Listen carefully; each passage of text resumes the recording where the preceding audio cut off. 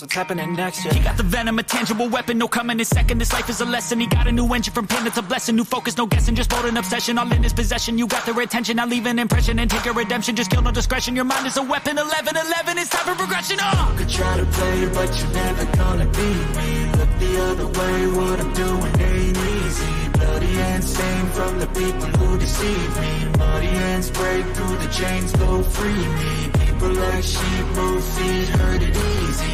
You don't wanna be fast asleep when they scheming. Better stand tall, ready for a fight, believe me. When they try to change, you can say no, free me. So he's been looking for somebody who could save him, instead of searching inside for what they gave him. A strong will, strong mind causes mayhem. We could change the world, change times, rearrange them. Staying on pace, running the race. Life is a chase, I don't want a place, I wanna be first. Work till it hurts, dehydrated thirst till I'm in a hearse.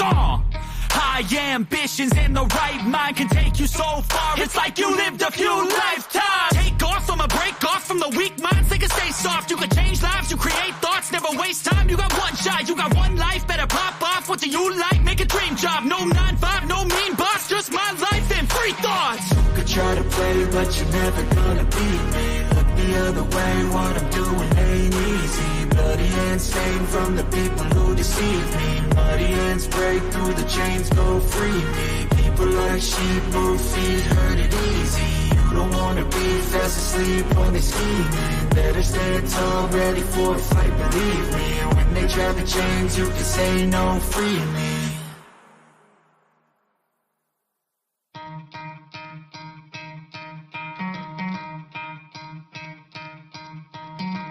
Try to play, but you're never gonna beat me. Look the other way, what I'm doing ain't easy. Bloody hands stained from the people who deceive me. Muddy hands break through the chains, go free me. Looking for change, looking for pain. Pulling a mob, pushing a train. I'll never stop, stick to a lane. Pick up the pieces and go rearrange.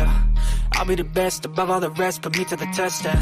Expect nothing less, your check is I'm chess, what's happening next, yeah. He got the venom, a tangible weapon, no coming in second. This life is a lesson, he got a new engine. From pain it's a blessing, new focus, no guessing. Just bold and obsession, all in his possession. You got their attention, now leave an impression and take your redemption. Just kill, no discretion, your mind is a weapon. 11-11, it's time for progression, You could try to play, but you're never gonna beat me. Look the other way, what I'm doing ain't easy. Bloody hands stained from the people who deceive me. Muddy hands break through the chains, go free me. People like sheep move feet, hurt it easy. You don't wanna be fast asleep when they scheming. Better stand tall, ready for a fight, believe me. When they try to change, you can say no, free me. So he's been looking for somebody who could save him, instead of searching inside for what they gave him. A strong will, strong mind causes mayhem. We could change the world, change times, rearrange them. Staying on pace, running the race. Life is a chase, I don't want a place, I wanna be first. Work till it hurts, dehydrated thirst till I'm in a hearse.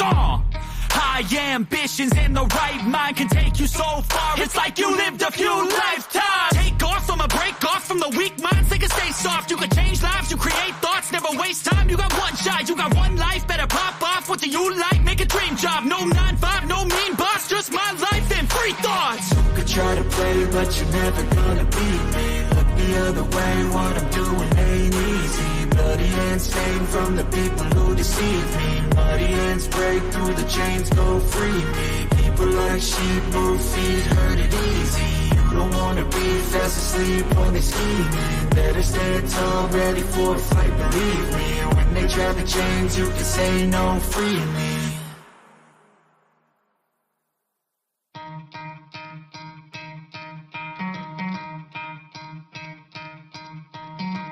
Try to play, but you're never gonna beat me. Look the other way, what I'm doing ain't easy. Bloody hands stained from the people who deceive me. Muddy hands break through the chains, go free me. Looking for change, looking for pain. Pulling a mob, pushing a train. I'll never stop, stick to a lane. Pick up the pieces and go rearrange. I'll be the best above all the rest, put me to the test. Expect nothing less, your check is I'm chess, what's happening next, yeah. He got the venom, a tangible weapon, no coming in second. This life is a lesson, he got a new engine. From pain it's a blessing, new focus, no guessing. Just bold and obsession, all in his possession. You got their attention, now leave an impression and take your redemption. Just kill, no discretion, your mind is a weapon. 11-11, it's time for progression, You could try to play, but you're never gonna beat me. Look the other way, what I'm doing ain't easy. bloody hands stained from the people who deceive me. Muddy hands break through the chains, go free me. People like sheep move feet, hurt it easy. You don't wanna be fast asleep when they scheming. Better stand tall, ready for a fight, believe me. When they try to change, you can say no, free me. So he's been looking for somebody who could save him, instead of searching inside for what they gave him. A strong will, strong mind causes mayhem. We could change the world, change times, rearrange them. Staying on pace, running the race. Life is a chase, I don't want a place. I wanna be first, work till it hurts. Dehydrated thirst till I'm in a hearse. High ambitions and the right mind can take you so far. It's like you lived a few lifetimes. Take off from a break off from the weak minds. They can stay soft. You can change lives, you create thoughts, never waste time. You got one shot, you got one life. Better pop off. What do you like? Make a dream job. No 9-5, no mean boss. Just my life and free thoughts. You could try to play, but you're never gonna beat me. Look the other way, what I'm doing ain't easy. Bloody hands stained from the people who deceive me. Muddy hands break through the chains, go free me. People like sheep move feet, hurt it easy. You don't wanna be fast asleep when they scheming. Better stand tall, ready for a fight, believe me. When they try to change, you can say no, free me.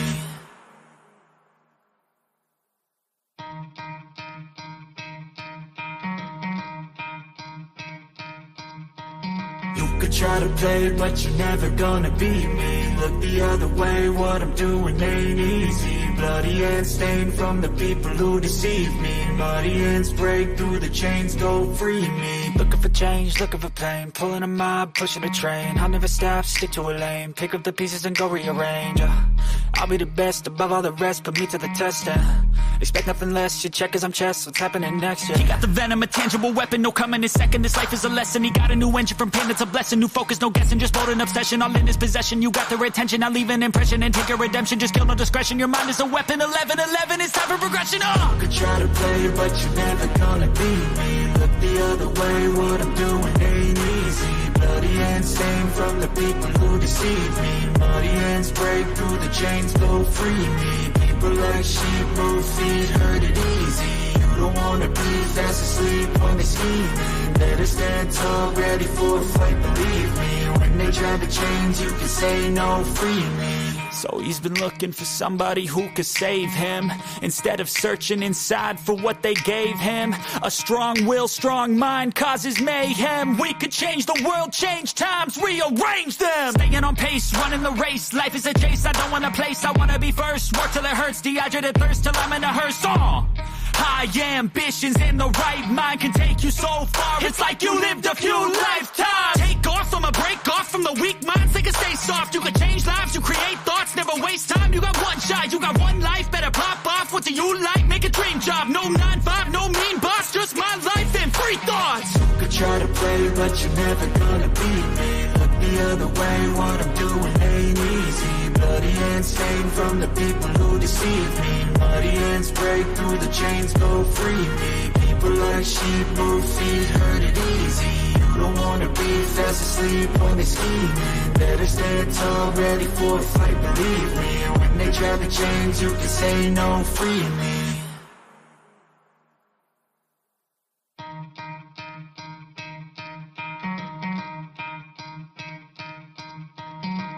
Try to play, but you're never gonna beat me. Look the other way, what I'm doing ain't easy. Bloody hands stained from the people who deceive me. Muddy hands break through the chains, go free me. Looking for change, looking for pain. Pulling a mob, pushing a train. I'll never stop, stick to a lane. Pick up the pieces and go rearrange. I'll be the best above all the rest, put me to the test. Expect nothing less, your check is I'm chess. What's happening next? He got the venom, a tangible weapon, no coming in second. This life is a lesson. He got a new engine from pain, it's a blessing. New focus, no guessing, just bold and obsession. All in his possession, you got their attention. I'll leave an impression and take your redemption. Just kill no discretion, your mind is a weapon. 11-11, it's time for progression. You could try to play, but you're never gonna beat me. Look the other way, what I'm doing ain't easy. Bloody hands stained from the people who deceive me. Muddy hands break through the chains, go free me. People like sheep move feet, hurt it easy. You don't wanna be fast asleep when they scheming. Better stand tall, ready for a fight, believe me. When when they try to change, you can say no, free me. So he's been looking for somebody who could save him, instead of searching inside for what they gave him. A strong will, strong mind causes mayhem. We could change the world, change times, rearrange them. Staying on pace, running the race. Life is a chase, I don't want a place. I wanna be first, work till it hurts. Dehydrated thirst till I'm in a hearse.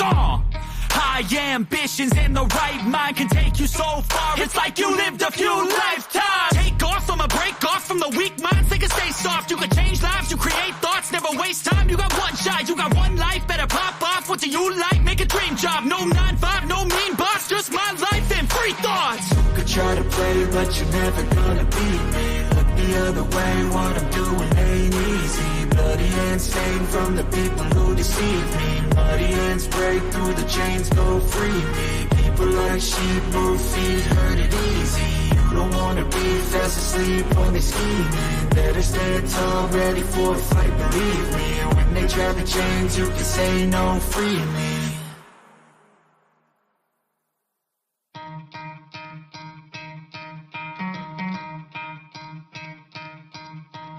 You could try to play, but you're never gonna beat me. Look the other way, what I'm doing ain't easy. Bloody hands stained from the people who deceive me. Muddy hands break through the chains, go free me. Looking for change, looking for pain. Pulling a mob, pushing a train. I'll never stop, stick to a lane. Pick up the pieces and go rearrange.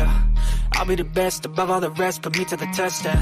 Expect nothing less, your check is I'm chess. What's happening next? He got the venom, a tangible weapon, no coming in second. This life is a lesson. He got a new engine from pain, it's a blessing. New focus, no guessing, just bold and obsession. All in his possession, you got their attention. I'll leave an impression and take a redemption. Just kill no discretion, your mind is a weapon. 11-11, it's time for progression. You could try to play, but you're never gonna beat me. Look the other way, what I'm doing ain't easy. Bloody hands stained from the people who deceive me. Muddy hands break through the chains, go free me. People like sheep move feet, hurt it easy. You don't wanna be fast asleep when they scheming. Better stand tall, ready for a fight, believe me. When they try to change, you can say no, free me. So he's been looking for somebody who could save him, instead of searching inside for what they gave him. A strong will, strong mind causes mayhem. We could change the world, change times, rearrange them. Staying on pace, running the race. Life is a chase, I don't want a place. I wanna be first, work till it hurts. Dehydrated thirst till I'm in a hearse.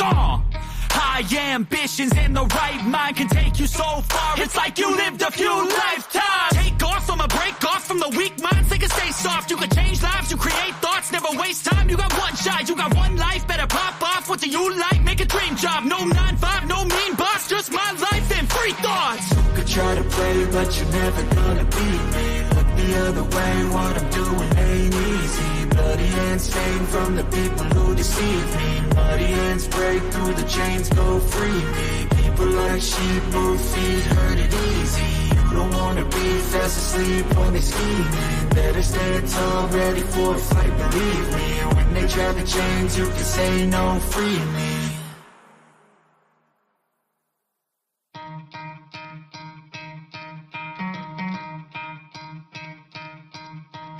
You could try to play, but you're never gonna beat me. Look the other way, what I'm doing ain't easy. Bloody hands stained from the people who deceive me. Muddy hands break through the chains, go free me. Looking for change, looking for pain. Pulling a mob, pushing a train. I'll never stop, stick to a lane. Pick up the pieces and go rearrange. I'll be the best above all the rest, put me to the test. Expect nothing less, your check is I'm chess. What's happening next? He got the venom, a tangible weapon, no coming in second. This life is a lesson. He got a new engine from pain, it's a blessing. New focus, no guessing, just bold and obsession. All in his possession, you got their attention. I'll leave an impression and take a redemption. Just kill no discretion, your mind is a weapon. 11-11, it's time for progression. You could try to play, but you're never gonna beat me. Look the other way, what I'm doing ain't easy. Bloody hands stained from the people who deceive me. Muddy hands break through the chains, go free me. People like sheep move feet, hurt it easy. You don't wanna be fast asleep when they scheming. Better stand tall, ready for a fight, believe me. When they try to change, you can say no, free me. So he's been looking for somebody who could save him, instead of searching inside for what they gave him. A strong will, strong mind causes mayhem. We could change the world, change times, rearrange them. Staying on pace, running the race. Life is a chase, I don't want a place. I wanna be first, work till it hurts. Dehydrated thirst till I'm in a hearse. High ambitions and the right mind can take you so far. It's like you lived a few lifetimes. Take off from a break off from the weak minds. They can stay soft. You can change lives. You create thoughts. Never waste time. You got one shot. You got one life. Better pop off. What do you like? Make a dream job. No 9-5. No mean boss. Just my life and free thoughts. You could try to play, but you're never gonna beat me. Look the other way. What I'm doing ain't easy. Bloody hands stained from the people who deceive me. Muddy hands break through the chains. Go free me. People like sheep move feet. Hurt it easy. You don't wanna be fast asleep when they scheming. Better stand tall, ready for a fight, believe me. When they try to change, you can say no, free me.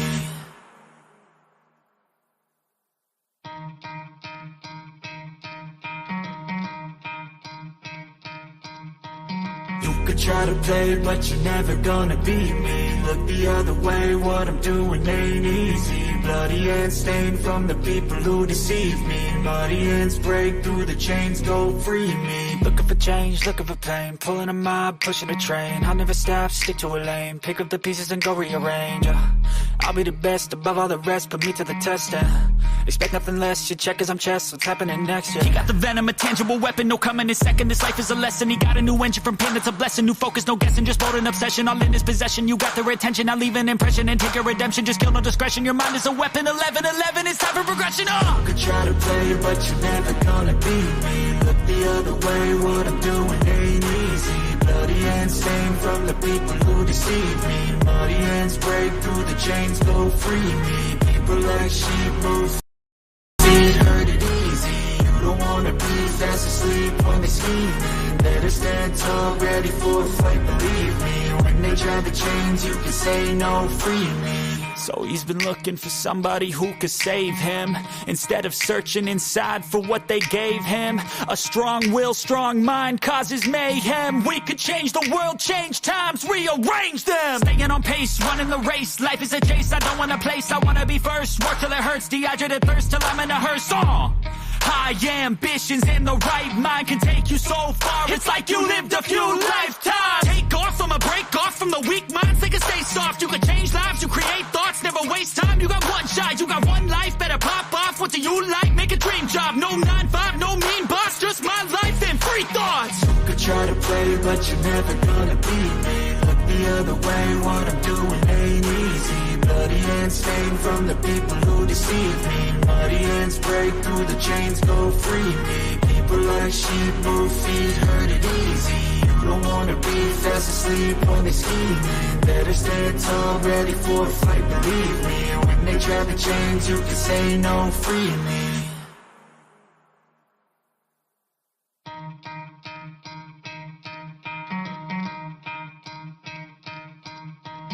You could try to play, but you're never gonna beat me. Look the other way, what I'm doing ain't easy. Bloody hands stained from the people who deceive me. Muddy hands break through the chains, go free me. Looking for change, looking for pain. Pulling a mob, pushing a train. I'll never stop, stick to a lane. Pick up the pieces and go rearrange. I'll be the best above all the rest, put me to the test. Expect nothing less, your check is I'm chess. What's happening next? He got the venom, a tangible weapon, no coming in second. This life is a lesson. He got a new engine from pain, it's a blessing. New focus, no guessing, just bold and obsession. All in his possession, you got their attention. I'll leave an impression and take your redemption. Just kill, no discretion, your mind is a weapon. 11-11, it's time for progression. You could try to play, but you're never gonna beat me. Look the other way, what I'm doing ain't easy. Bloody hands stained from the people who deceive me. Muddy hands break through the chains, go free me. People like sheep move feet, hurt it easy. You don't wanna be fast asleep when they scheming. Better stand tall, ready for a fight, believe me. When they try to change, you can say no, free me. So he's been looking for somebody who could save him, instead of searching inside for what they gave him. A strong will, strong mind causes mayhem. We could change the world, change times, rearrange them. Staying on pace, running the race. Life is a chase, I don't want a place. I wanna be first, work till it hurts. Dehydrated thirst till I'm in a hearse. High ambitions and the right mind can take you so far. It's like you lived a few lifetimes. Take off from a break off from the weak minds. They can stay soft. You can change lives. You create thoughts. Never waste time. You got one shot. You got one life. Better pop off. What do you like? Make a dream job. No 9-5. No mean boss. Just my life and free thoughts. You could try to play, but you're never gonna beat me. Look the other way. What I'm doing ain't easy. deceive me. Muddy hands break through the chains, go free me. People like sheep move feet, hurt it easy. You don't wanna be fast asleep when they scheming. Better stand tall, ready for a fight, believe me. When they try the chains, you can say no, free me.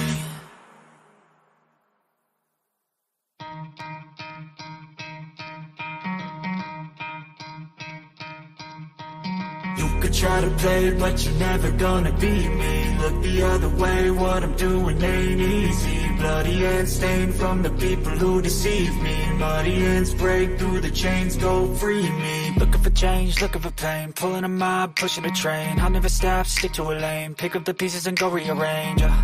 I'll be the best above all the rest, put me to the test and expect nothing less. You check as I'm chess, what's happening next? Yeah. He got the venom, a tangible weapon, no coming in second. This life is a lesson. He got a new engine from pain, it's a blessing. New focus, no guessing, just bold and obsession. All in his possession, you got their attention. I'll leave an impression and take a redemption. Just kill, no discretion. Your mind is a weapon. 11-11, it's time for progression. You could try to play, but you're never gonna beat me. Look the other way, what I'm doing ain't easy. Bloody hands stained from the people who deceive me. Muddy hands break through the chains, go free me. People like sheep move feet, hurt it easy. You don't wanna be fast asleep when they scheming. Better stand tall, ready for a fight, believe me. When they try the chains, you can say no, free me. So he's been looking for somebody who could save him, instead of searching inside for what they gave him. A strong will, strong mind causes mayhem. We could change the world, change times, rearrange them. Staying on pace, running the race. Life is a chase, I don't want a place. I wanna be first, work till it hurts. Dehydrated thirst till I'm in a hearse.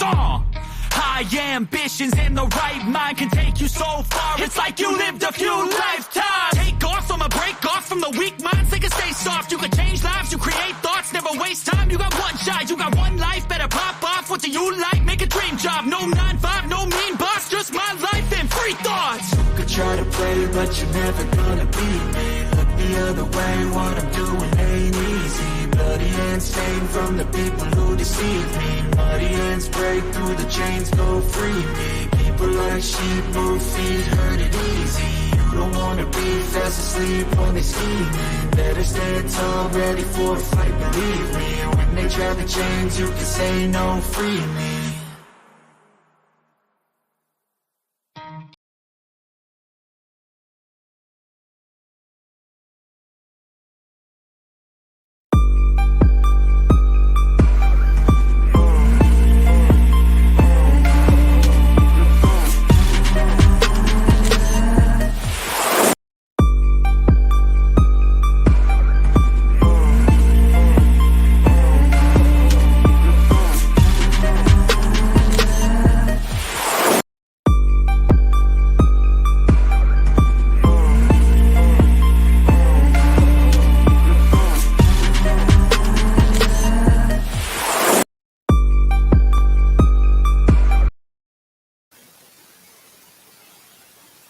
Yes, people, welcome back to Chelsea Perspective.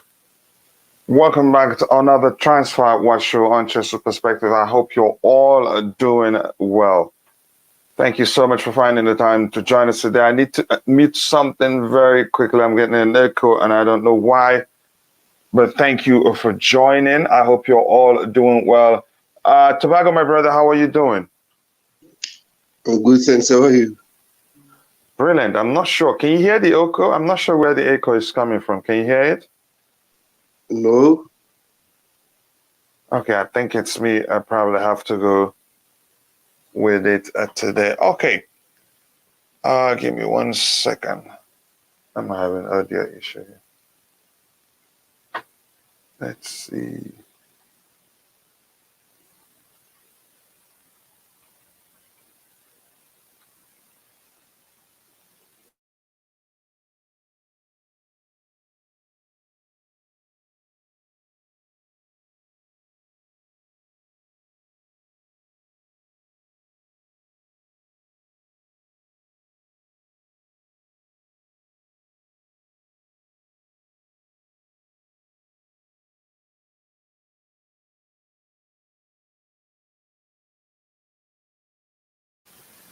All right, Tobago, can you still hear me? Yes, I can. Yeah, I'm getting an echo. I don't know why. That was why I took all this time to start. So that's, by the way, let's get started. I'll try and manage it the way it is. Maybe when you talk, I'll start listening. Let me see. Let me use this guy here. Just give me a second. Oh, gosh, I hate this. Right. I see Liam Lane is here already. He says, Blue morning, Coach, blue morning to you too. I hope you're doing well.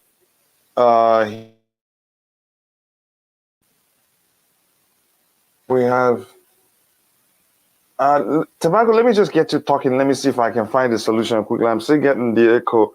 I want to get your thought on the pursuit of the two men, Campos and the other one, Christoph.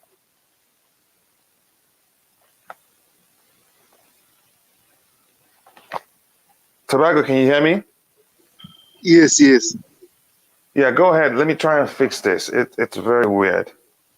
Okay. To be honest, from my side, I feel like we're going in a good direction. Finally, we are hunting for sporting director or people that will assist our manager in order to buy players, their targets, also to lift off the Todd Boehly shoulder, because he has done a lot this transfer period. So I feel like now it's time for him just to be a chairman. Let the expert deal with the negotiations. So yeah, I'm happy, man. And then if you're getting both of them, oh man, that would be genius. Great, because this guy from Salzburg, oh man, can see his track record, so good. Also, this guy went to PSG. Oh man, wow, I'm happy. Hopefully, we'll get both of them. I pray you get both of them, man. Yeah, in the case of Campos, I am really concerned from, let me say, conflicts of interest, because he has a company. I don't know if what they do is manage players or just maybe help clubs sign players, but he's a transfer guru overall. And I've seen watched the show on ESPN where they discussed it in detail that it wouldn't make sense for Chelsea to hire him. But as things are now, the rumors are that we're in advanced talks with Christoph. So your thoughts about the Campos case? I know he's a transfer guru and probably has overseen one of the biggest football transfers in the world. Please go ahead and let me try and sort out this audio issue, please. Okay, no problem. Oh, as I said about Campos, then if in that case, we need to stop negotiating with him. Get Paul Michel, because I heard rumors say Paul Michel will can take a technical role at Chelsea. So I'd rather take him than a Campos, because already a Campos is at PSG. So we need to buy him out if it's possible. I'm not sure that is correct or not correct, but again, maybe we need to buy him out at PSG. So we can use him on Chelsea and PSG. That will be bad business for us. Just give me one moment, guys. Let me find a solution here. All right.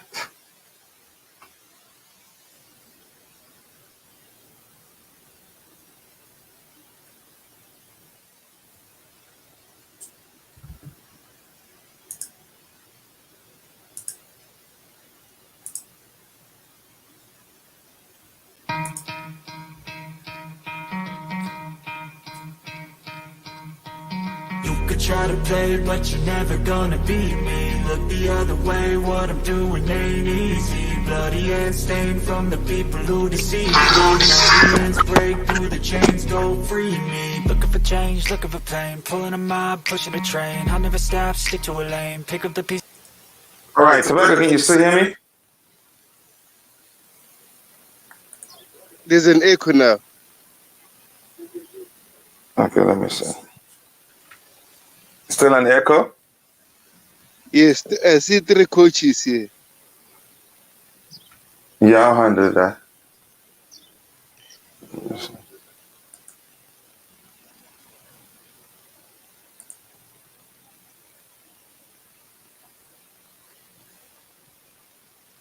Still echo? No, you're fine. Okay, thank you very much. I appreciate that. What do we have? Yep, let me say hello to people. I stopped with it's so problematic for me, but I think I can manage. And we have again Miss Elano saying hello to you too, Miss Elano. I hope you're doing well. And Phantom of Many Topic Foster, hit the like button. Yes, you made it to Champions League. Thank you for finding time to join. I appreciate that. And Tuchaliban, okay, did I say hello to you? I hope I did. And Nightbot is back at work. I don't know if I owed him money before. Again, a big up, Coach says Fraser 8K. Big up to you too. I hope you're doing well. He says, please like and subscribe when you enter if you haven't, to help the channel reach a wider audience. I know it sounds good for you guys. There's going to be a weird one for me today because I'm using the iPad and it's sounding very off. So, but I can make do with that. Here we have Tobago himself, bro. Whenever you get a chance, share the link to your channel. That's, by the way, anything else that I haven't read that I should be reading here. A friend of him says, thank you, Mr. Nightbot. Okay. And he says, hey, coolest Chelsea. Anything else I'm missing here? Yeah, I wonder why Nightbot is it's not working. Yeah, Chelsea is looking to buy a feeder club. That's an interesting one. Let's talk about this for a bit. Tobago, your thoughts? Oh, my thought about that. To be honest, I'm happy because even Todd Boehly said it yesterday that, on that video we saw from YouTube. I think it's Salt or something like that. He said he want to build a what is that? Sorry, you're good? A network. Can you hear me? Yeah. Oh, you're alone now. I don't know what is happening. Oh, give me 1 second. Can you not hear me now? I can hear you. Yeah, go ahead. I can hear you. Okay, yeah. Like it's just to. He said he want to build a network just like Red Bull is doing. Also, Man City. What is Man City is doing? So I feel like we're going to right direction, a right step.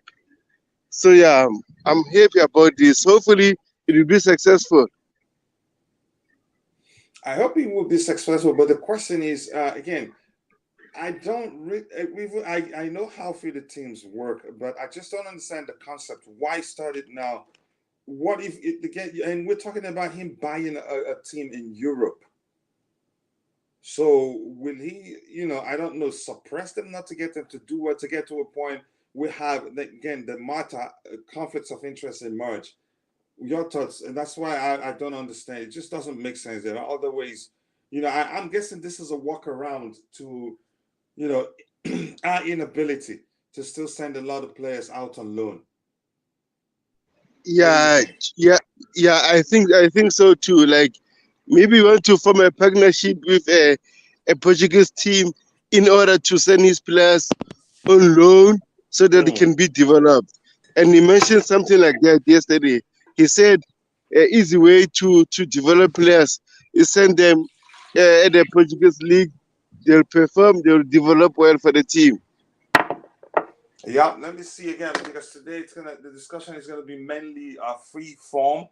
Again, if we get questions from the chat, we'll discuss it and we'll try the best we can to continue with the structured aspect of the show. And sorry for the technical issues. It's the rail migrating, but when we're good to go, we still have a good show, I believe. Marco Silva is the finest coach to come out of Portugal after the great one, Jose Mourinho. I think there are others. I think one of them is called Jesus or something, spelled like Jesus. I'm not sure if I'm correct. But that's by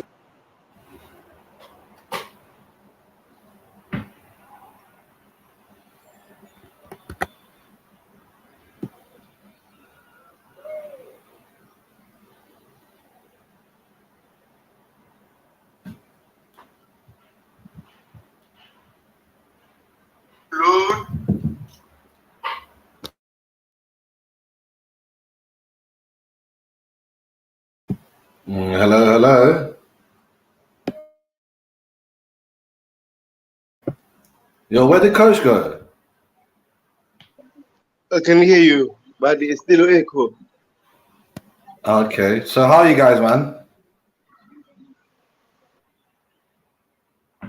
Guys can hear me, yeah? Yeah, I can hear you, but it's like it seems like your volume is low. I don't know why. Interesting. Well, what I was gonna say is we're connected to DOFs every day, and I reckon we'll be connected to more DOFs. We're treating it like a transfer window, isn't it?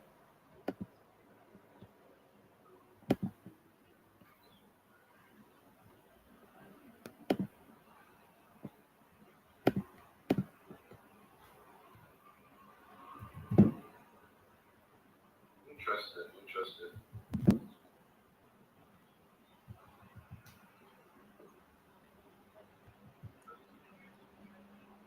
My plane departs in less than 13 hours. The journey over 3 flights in 27 hours. Damn. So you guys, can you hear me, yeah? Let's talk a little bit while coach is gone. Yes, you can talk. Okay, yeah, big up, man. So we're going for watch how we're going to be connected to another DOF the day after tomorrow. That's going to make 3 guys. We're doing like a transfer season. I can't even hear coach, but if you're ever back in, coach, just talk, man.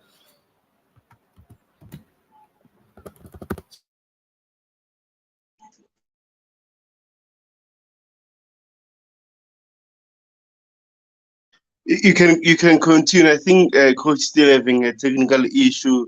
What is your thought about being linked with Campos and this guy Christopher from Salzburg? Like, do you think we need both of them, or we should go for Christopher only?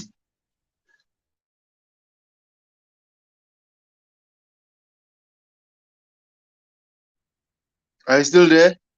We're playing them tonight. It's going to make it awkward, you know the ones. Wow, this is a serious situation here. Why? Can you guys hear me now? Yeah, we can hear you, coach. We can hear you.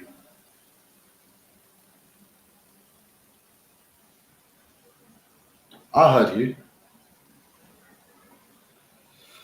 I see it says big up.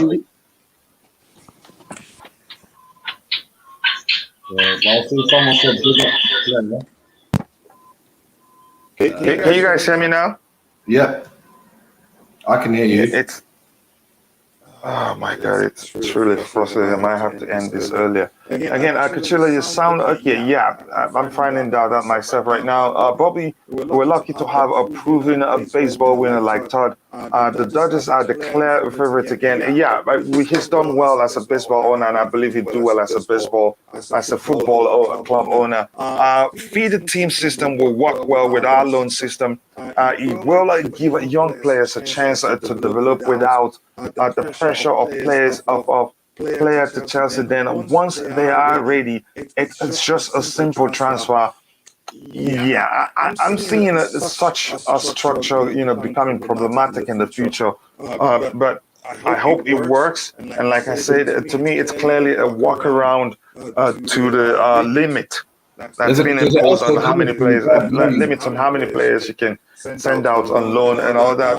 Kachila, I sound like he's 25 meters away. Yeah, that's because I was trying to use the microphone on the iPad, and it's still not comfortable because I can get the echo. Maybe you can't get it. I'll try and sort it out in a beat while I hand over to CFC OG to take care of things. Plug in again, yeah. Go ahead, OG. You guys can go ahead, talk about the feeder team stuff. Let me try and find a solution to my sound system. Yeah. Cool. Well, I've been reading more than just this team in Portugal. I've been seeing Palmeiras as well in Brazil. I've got one of the MLS side.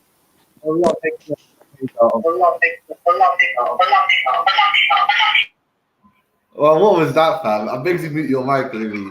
I see 2 of your screens there, but personally, I want the Brazilian link more than the Portuguese. I know Portugal's legendary for the players they made.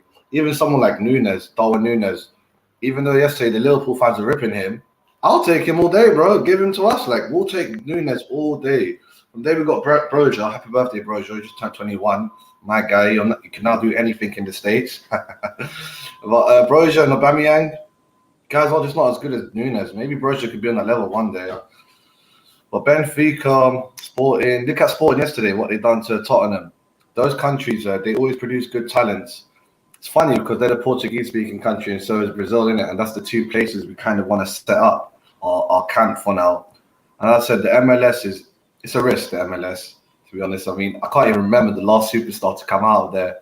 Hopefully, Yelena, our goalkeeper, I'm saying he'll become a top keeper. That'll be the MLS's first like major talent to be exported. But to be honest, this DOF thing, I hope it's just these two we're interested in, and I hope we don't start playing a game where we start mentioning other DOS from other clubs and it becomes like a transfer window. I like Campos, to be honest. Salzburg, it's an awkward one. We're playing them tonight, and we also want the director of football. And we want it just doesn't make any sort of sense. But let's see if they let him go. If I want anybody, it'd be Campus. But from what I'm hearing, I think there may be a conflict of interest issue because he owns a company that manages player transfers. This is really too bad, seriously. Go ahead, OG. I'll get back to you guys. Let me try and find a solution quickly. You have two screens, coach, innit? You have your screen and you have the one below you. Yeah, because I'm trying to find a solution for the audio issue. Cool. I can carry this on. Don't watch that, man. But yeah, I just came off Terry's show, the Football Terrace, and then he's telling everyone he's scared. I'm scared of Chelsea. The whole chat was more or less against him because every time he says he's scared of Chelsea or other fans say they're scared of Chelsea, we seem to be going through a patch. I want everyone to kind of forget about us, say, oh, Chelsea are having a write-off season. Now, I'm hearing that from one or two Liverpool fans, funny enough. Our season may be a write-off. Like, let us do our own thing, fix our own stuff together. That's when we pull out a cheeky trophy. I'm hoping it's not the Europa Cup. I hope it's the FA Cup, you know. 4th time's the charm. No one ever hears that, you know. It's usually 3rd time's the charm, but we flopped the 3rd time. And we didn't even flop, man. Liverpool got lucky. When it comes to penalties, I'm not a big guy saying, oh, they were the better team on the day. It was penalties. You know, anyone could have won that. You know, unlucky. I see man down there, Potter Actual, saying Mount out. Listen, Mount is gonna either be go for a resurgence or he's gonna get out of here.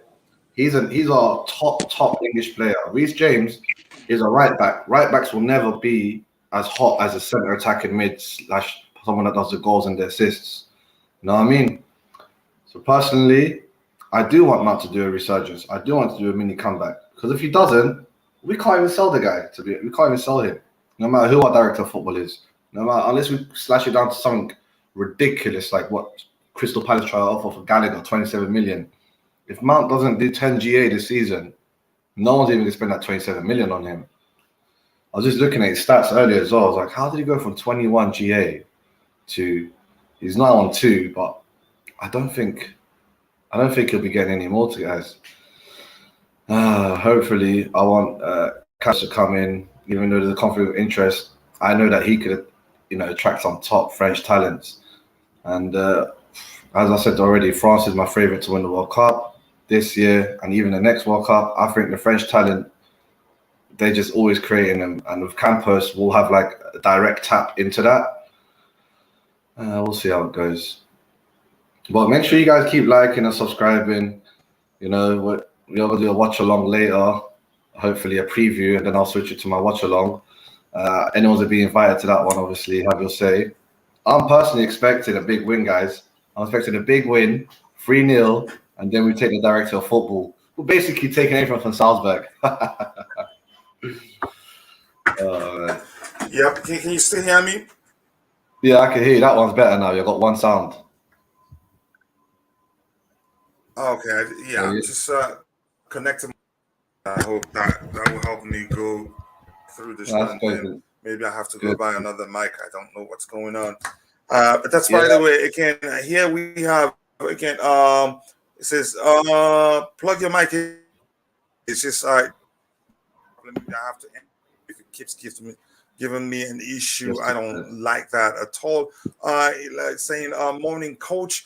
Again, I hope everyone is well. I am much better. I can say actually I'm fully fit right now. And if you're watching, we have just 31 likes. Please keep liking the video. Let's get it to 100 likes as soon as possible. And again, I hope you heard what CFC OG said. He's going to be hosting the show, and I hope you guys find time to go support him. And again, it's going to be a long day for me. I think three shows, one a pregame show, and also one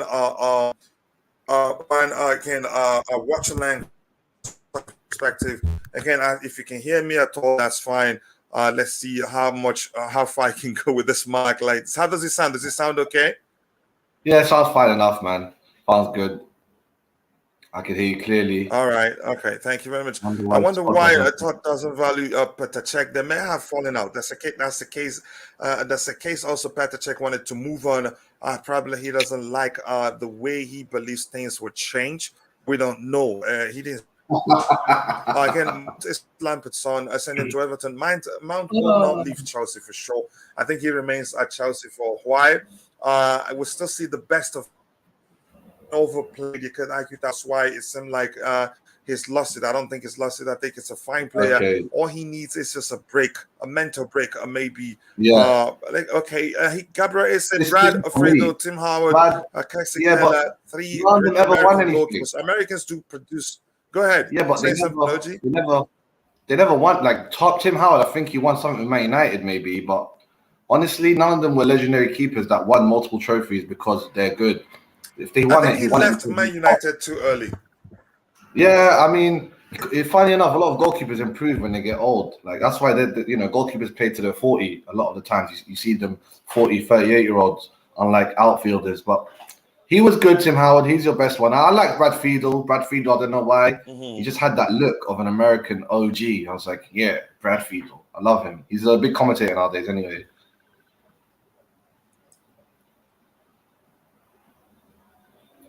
I'm not sure if you're frozen or not, but Brad Friedel for me. Yep, thank you for that update there. I appreciate that. Go ahead. You were saying something.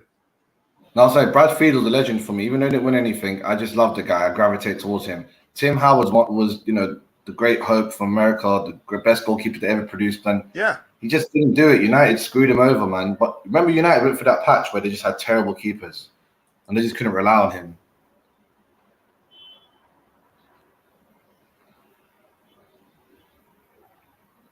Did Czech quit his job, or was he sacked? One thing is sure. You can say America they produce. Sorry. No, I was just reading one of the comments. But Americans produce goalkeepers. They do. They produce good goalkeepers overall. One sounds like a lower volume. Am I still having the issues? Yelling to the mic again. Am I having a microphone issue? CFCOG. I can hear you clearly. It's coming through nicely. It isn't as loud as before, but I think it's good enough. Like, listen to it on your phone as well. Put YouTube on your phone. Okay, listen through like that, and I sounded good on my phone. I heard you quickly. I put it on my head. So probably sounds better now. How does it sound now? Much better. Okay. Yeah. All right. Thank you. Much better. Okay. Let's see. Let me ask you this again. I've lost the moral actually, but I'll try and push. I have to be honest with you. Which of these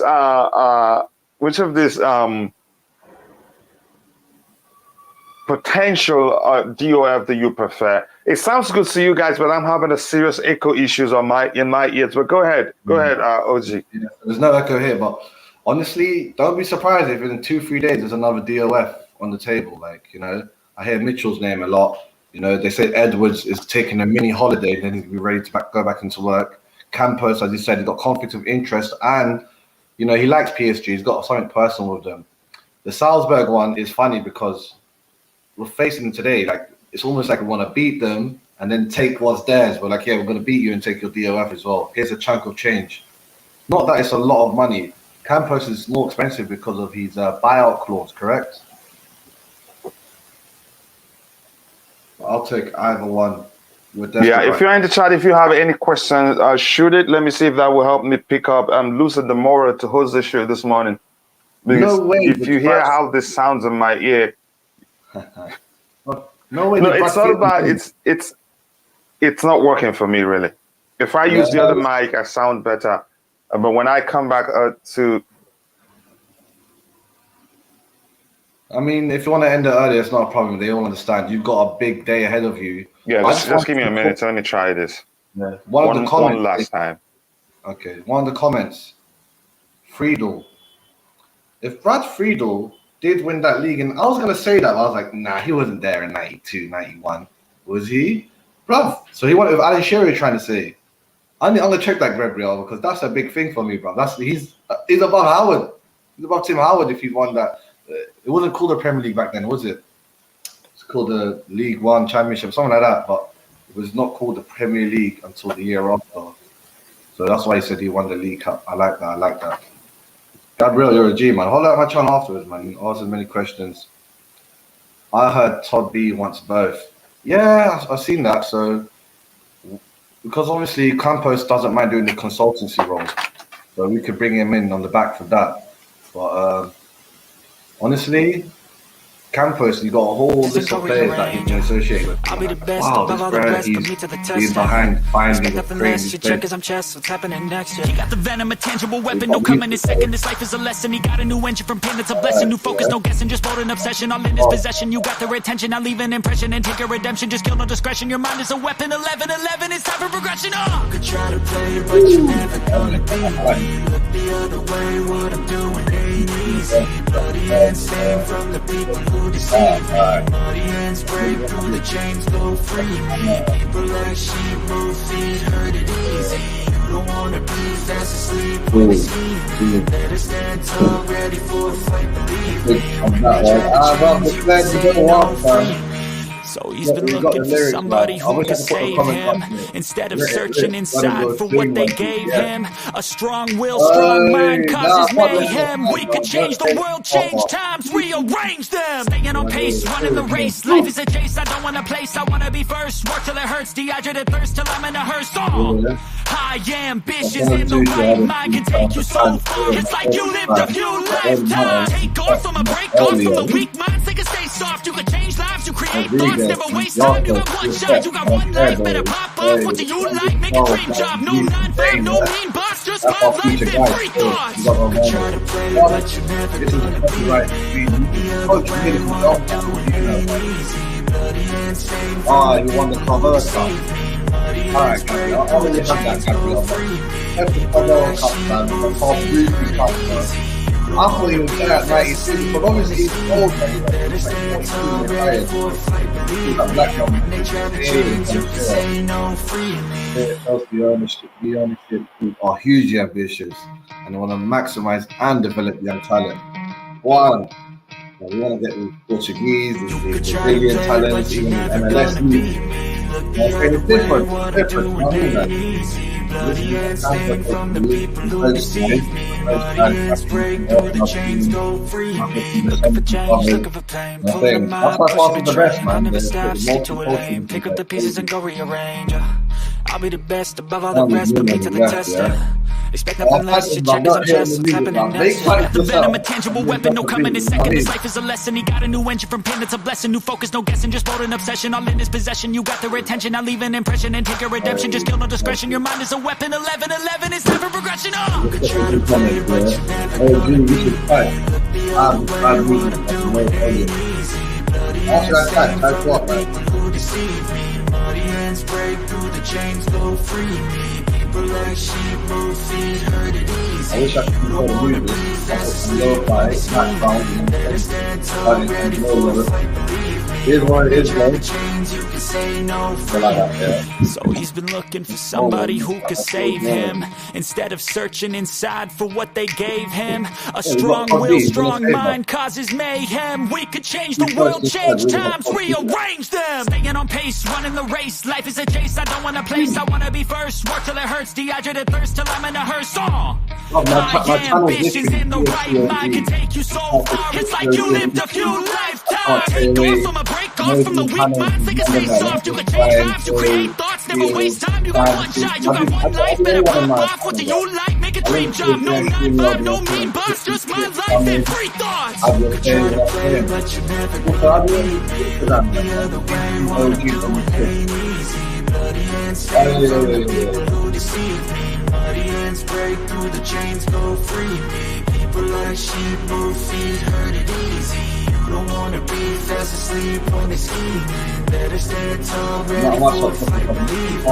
When they trap in chains, you can say no, free me. They did have one up. Well, yeah, man, flipping. I also do UFC things as well, guys. R.I.P. Elias Gvardiol. You could try to play, but you're never gonna beat me. Look the other way, what I'm doing ain't easy. And I know it's stained from the people who deceive me. You just became ID shit, bro. Looking for change, looking for pain, pulling them out, pushing the train. I'll never stop, stick to a lane. Pick up the pieces and go rearrange. I'll be the best above all the rest, put me to the test. Expect nothing less, you check as I'm chess, what's happening next? He got the venom, a tangible weapon, no coming in second. This life is a lesson. He got a new engine from pain, it's a blessing. New focus, no guessing, just bold and obsession. All in his possession, you got the retention. I'll leave an impression and take a redemption. Just kill no discretion, your mind is a weapon. 11-11, it's time for progression. Try to play, but you're never gonna beat me. The other way, what I'm doing ain't easy. Bloody hands break through the chains, go free. People like sheep move feet, hurt it easy. You don't wanna be fast asleep when they scheming. Better stand tall, ready for a fight, believe me. When they trap the chains, you can say no, free me. So he's been looking for somebody who could save him, instead of searching inside for what they gave him. A strong will, strong mind causes mayhem. We could change the world, change times, rearrange them. Staying on pace, running the race. Life is a chase, I don't want a place, I wanna be first. Work till it hurts, dehydrated thirst till I'm in a hearse. High ambitions and the right mind can take you so far. It's like you lived a few lifetimes. Take off from a break off from the weak minds. They can stay soft. You can change lives. You create thoughts. Never yeah. So guys, I hope you can hear me better now. Like, but flipping, I think I'll call it a bit myself, man. I don't know the name of the song. I think it's My Man's song. Like, My Man got a copyright thing. He must have paid for it. It's his basically. Coach has it for life. Like, the music's against him. You know what I'm saying? Yeah, man. Is it subbed? Yeah, that's a sick one, you know. Subbing it is sick, man. What can I do, man? This is why I love YouTube, though. This is why I even jump on it. I'm like, everything, like, what happened, you know what I mean? Did you man see Expressions yesterday, though? My guy Expressions, bro. That's my guy, you know. Expressions, bro. My man, him and his brother, he was pissed Expressions yesterday. He was fuming. Sporting won it late, bro. Woo! They got Sporting, bro. They got Sporting. Love that. I love that, bro. Honestly, I hope Tottenham crash out. I hope Tottenham number Europa Cup, bro. I'm saying when I saw them, they're not even bottom of the table. Like, we're bottom of the table, you know, them ones. It's a bit like after today, don't watch that. We'll be middle again. But yeah, Netflix free me. Rap is not popular except with a niche audience. The vast majority of America does not like rap. Is that true, Phantom, though? Oh, go on YouTube, like, you see all them views. It's all raps, bro. It's all rap, man. Here in London, us mans were big on the drill music, innit? OG, can you hear me now? Yeah, I can hear you perfectly, clearly. Yeah, I think we're good now. So thank you. I appreciate all the love, brother. And I hope these bros, man, they're jokes in the comments. I hope to, you know, to do something for you someday. I appreciate all the love. No, you done me a lot. You done me a lot anyway, man. But thanks to you, most of my subscribers, you hooked me up hard, man. But yeah, bro, this is YouTube, man. That's what I love about YouTube. You don't have that, like in Sky Sports. This would have been like you'd have to refund people, like, and all this madness. Yeah, I was asking you which of the two manage potential DOF do you prefer? I want him. I want him who? Carlos? Carlos, just because he's younger. I know it sounds a bit biased, but no, you want the Salzburg guy.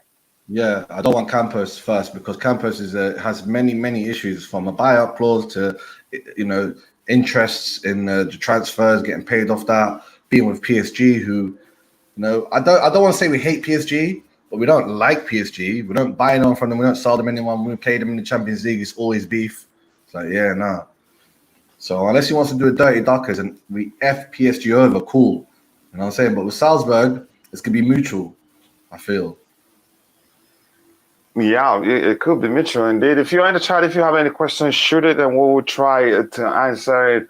Again, this has ruined my mood so seriously. But we'll try to move on. I think I'd take Campos. My only concern is, the conflicts of interest that I heard people discuss are too, you can say, at length on ESPN, and it does make sense, but I'm not going to get worried about it. We need a DOF. We seriously need a DOF. They're going to make the whole thing easier, and we get, the players we want without going through the issues we went through. And somebody else, I want us to talk about this guy here, Gvardiol. That it was rumored that we beat, I think, was it 18 million already for him? And Fabrizio Romano was actually saying that it's going to get done. He's going to join us in June next year and all that. And we're hearing that never happened. He just extended. Then I'd argue maybe we knew he was going to extend and we already negotiated a fee, or maybe they were in the process of giving him a new contract before we came in. And then they say, okay, except if you're going to still take him after we extend his contract and he stays with us. Your thoughts that Man City, that they want to sign him. And the truth remains, if Man City decides to make a move for him, even though they know we want the player, to me, it's a sign that maybe he wants to join City instead of us, because they can't start. I know how Pep operates. He wouldn't want to go waste his time while he knows we're on the verge of signing the player. So it's either Fabrizio Romano's report is absolute nonsense, or maybe he himself, Gvardiol, prefers joining Man City than us. I want to get you. What do you think about that? About Fabrizio, whenever he's wrong, it's nothing. It's never something big, and he's wrong, and he lets it slide. He lets it die in the news. But this one here, if he's wrong, it'll be up there with Cucurella. Cucurella, he said, "I am the liar now." He tweeted it. He got angry at everyone when we called him a liar. You might remember this tweet. I made a little video on it. If he gets this one wrong, this is a big one.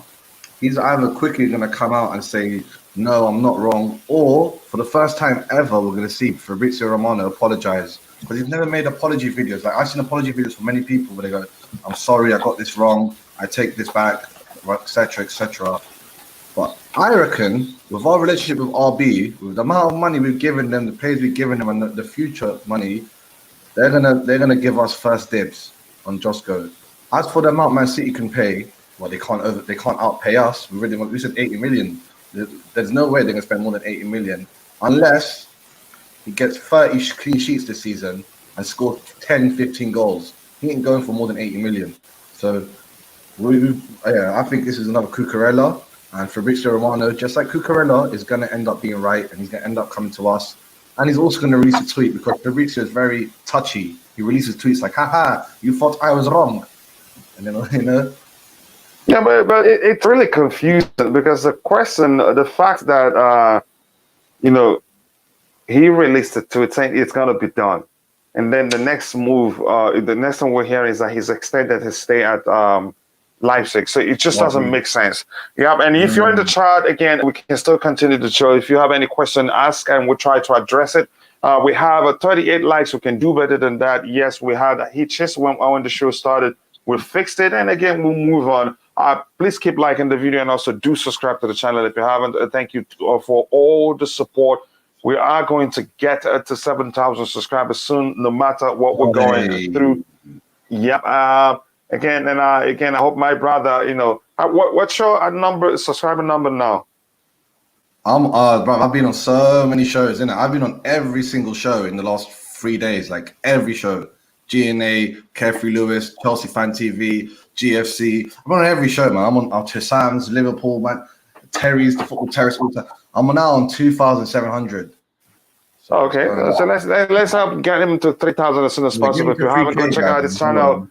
Be sure to subscribe, and just for y'all that's in the house, the Queen. Yep, the Queen of the house. Thank you for finding the time to join. I appreciate that.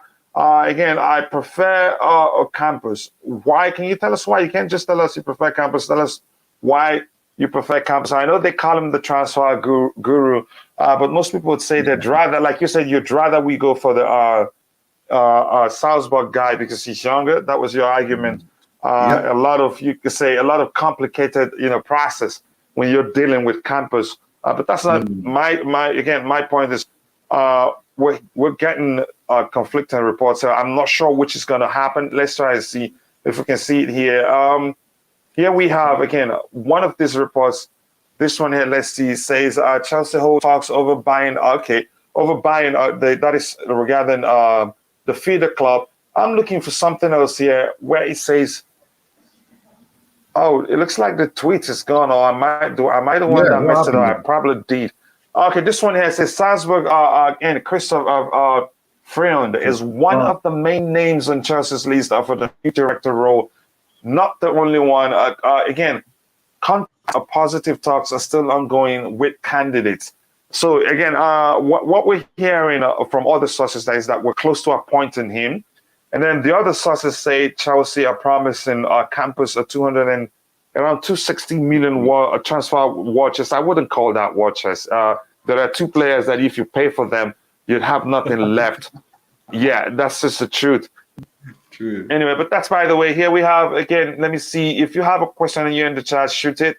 That will help push the show because I've lost the will to host it this morning given the problems I went through. It's everywhere. Mentally, I'm not ready. But if you ask any question, that may well help us, to start going. Here we have, what do you think about Boehly's interview about why he sacked Toko? That's a good one. We could talk about that. You go ahead, OG, your thoughts. Bro, I watched that whole interview, man. And I loved how they tried to make it seem like it wasn't about football. The second it started, we all knew it's not about business. It's about football. You're obviously going to have to be asked about TT. I actually rate the interviewer for bringing it up. But he done, a normal American PR stunt. He kind of waved through it, trying to be nice, but trying to say that TT was in the wrong. What everyone kind of forgot about that pretty quickly because everyone be jumping onto what he said afterwards. But personally, that TT thing, he said, it just a small amount of words. He basically said, this guy is not a yes man, and he didn't respect my vision. Therefore, I did not want him here. You know what I'm saying? But he said it in a nice way, but no one wants to really talk about it. I rate you for bringing up that question. Everyone's talking about North versus South. Yeah, I think really, I have to say this. Yeah, I have to say this. Boehly is the boss, and probably that's how he's operated for a long time. He wants, if you're his subordinate or if you're working for him, he needs proper communication. And from what I'm learning, it seems as if whenever he wants a meeting with Thomas Tuchel, he sends his assistants to go meet with him. Yeah, again, but he wants a direct communication with the manager himself. Maybe he felt disrespected. There's a chance that's the case because they're the ones writing the paycheck. So they want, when they call you, probably the mindset of what you see in non-footballing businesses, where if the boss says, I need to see you at 3 a.m. tomorrow, you need to be there. You don't have to send your subordinate to go represent you, except if you're not feeling well. So my thinking is that maybe they've come into football with that mindset, that you operate with when you're in a non-footballing business world, and that didn't work with them. Because I'm hearing the same thing. I think something similar. I watched the Jan's video this morning, or something that is in that region of, what's his name? Graham Potter not being that different. He wants to also focus on coaching the team and not get. But in this case, it's going to be simpler because we're going for a DOF, so it doesn't look like he will still have that problem. That Thomas Tuchel had, and you could argue had Peter Cech remained, I don't think Thomas Tuchel will have that issue because he'd be, the link between him and Todd Boehly. But it has happened. But that's, by the way. Go ahead. Were you trying to say something? I said it is what it is, man. That relationship is done. Some reports are saying he could have sacked him sooner, but he had to wait until he's lost enough games, so that the Chelsea fans won't completely switch out the club, switch out the owner.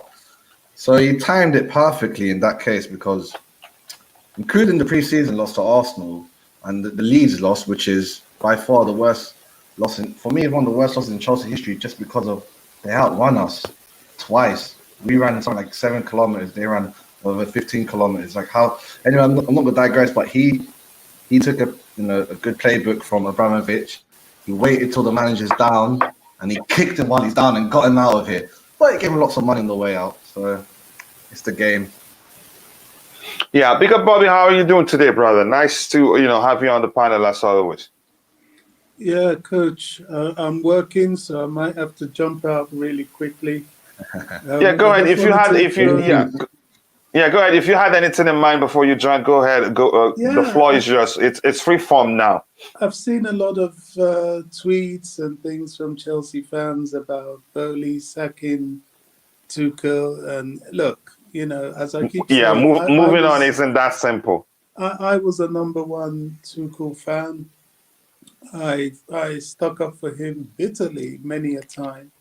Mm-hmm. Look, it is what it is, as was just said. These people have come in and they want to do their own thing. I think people are making it too deep. It's not that deep. It's not, it's not vindictive. It's not personal. It's where they want to go. And this guy apparently didn't fit their mold. Now, Boehly and co. didn't become billionaires by not, by being afraid to make decisions.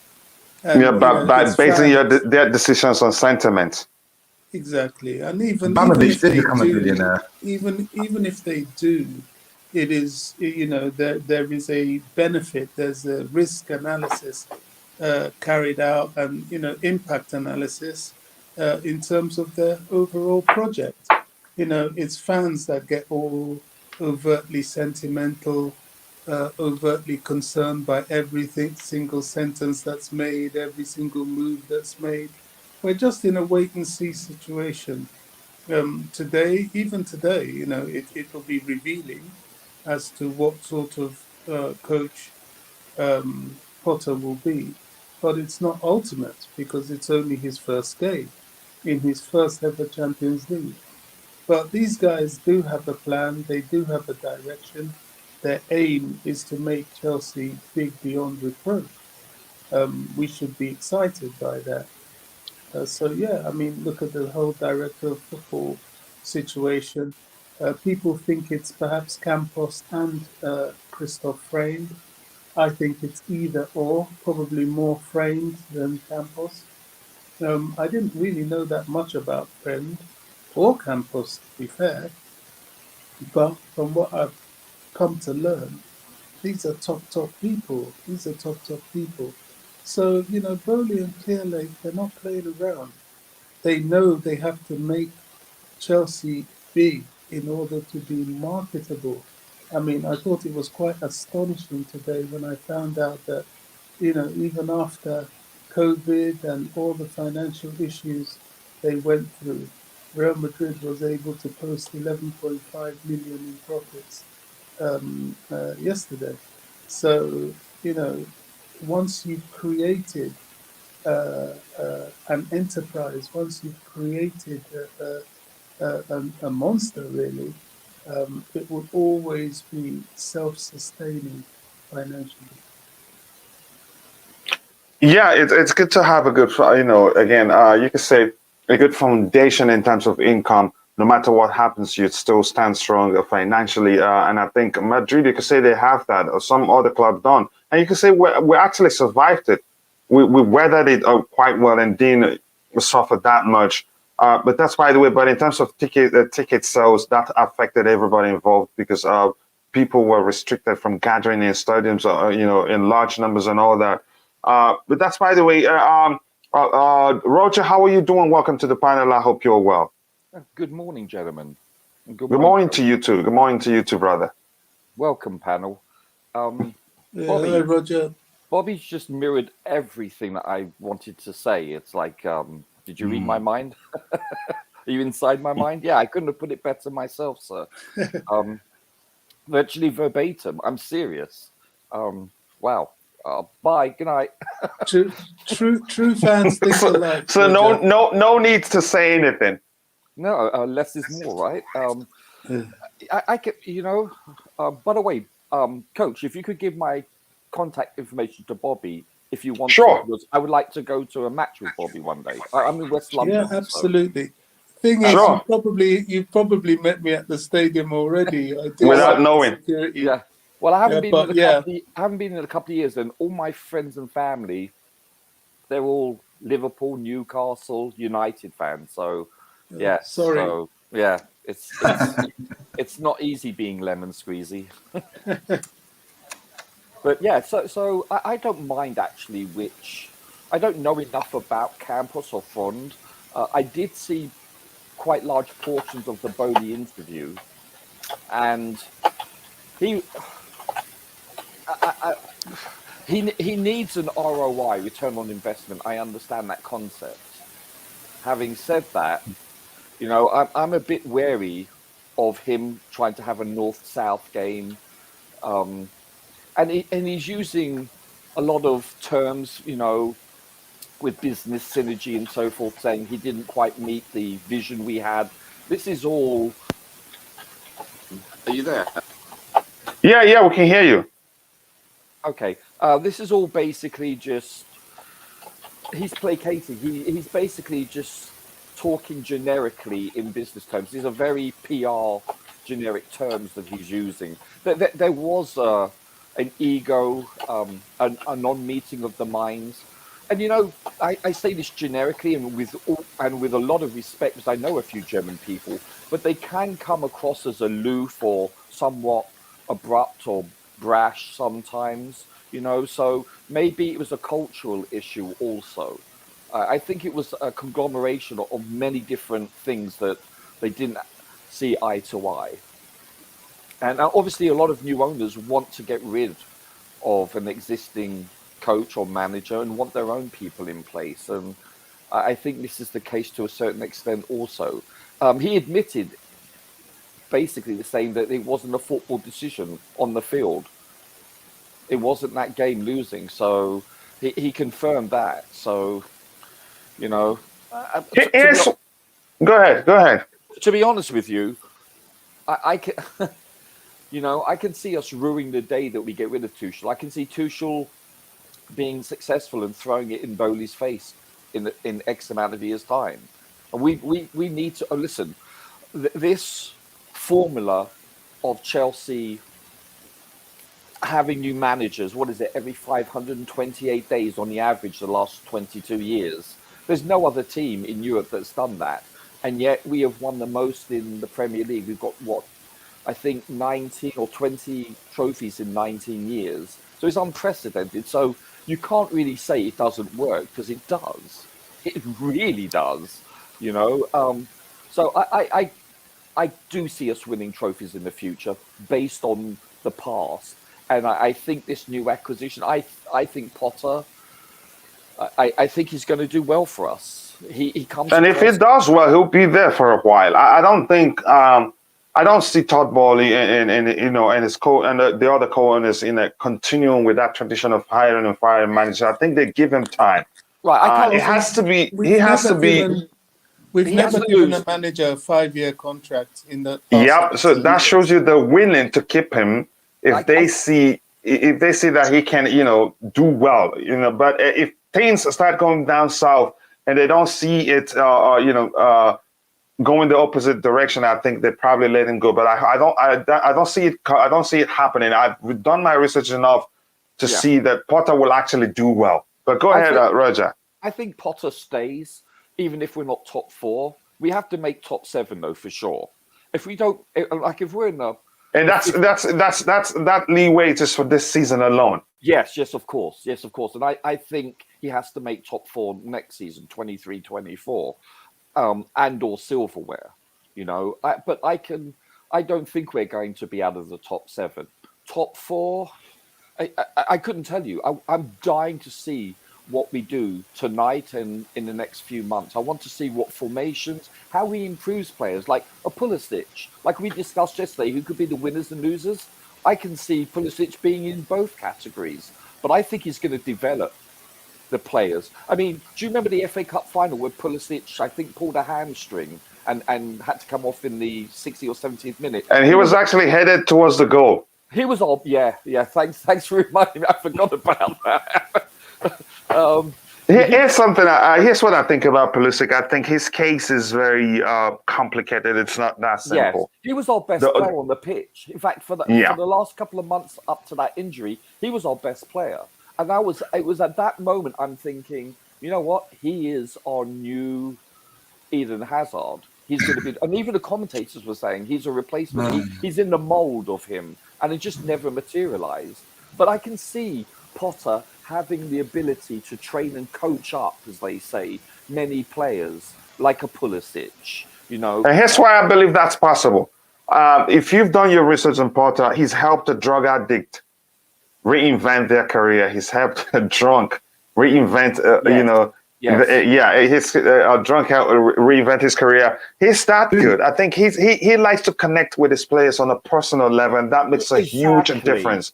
If you worked in an organization as a leader, even as a supervisor, you'd understand the importance of being able to read emotions, to being able to recognize you've got to speak to this individual, let them understand that you feel what they feel, that you can actually see things from their own perspective, whether they're in pain, whether, they're suffering or going through, a difficult time. That makes a huge difference.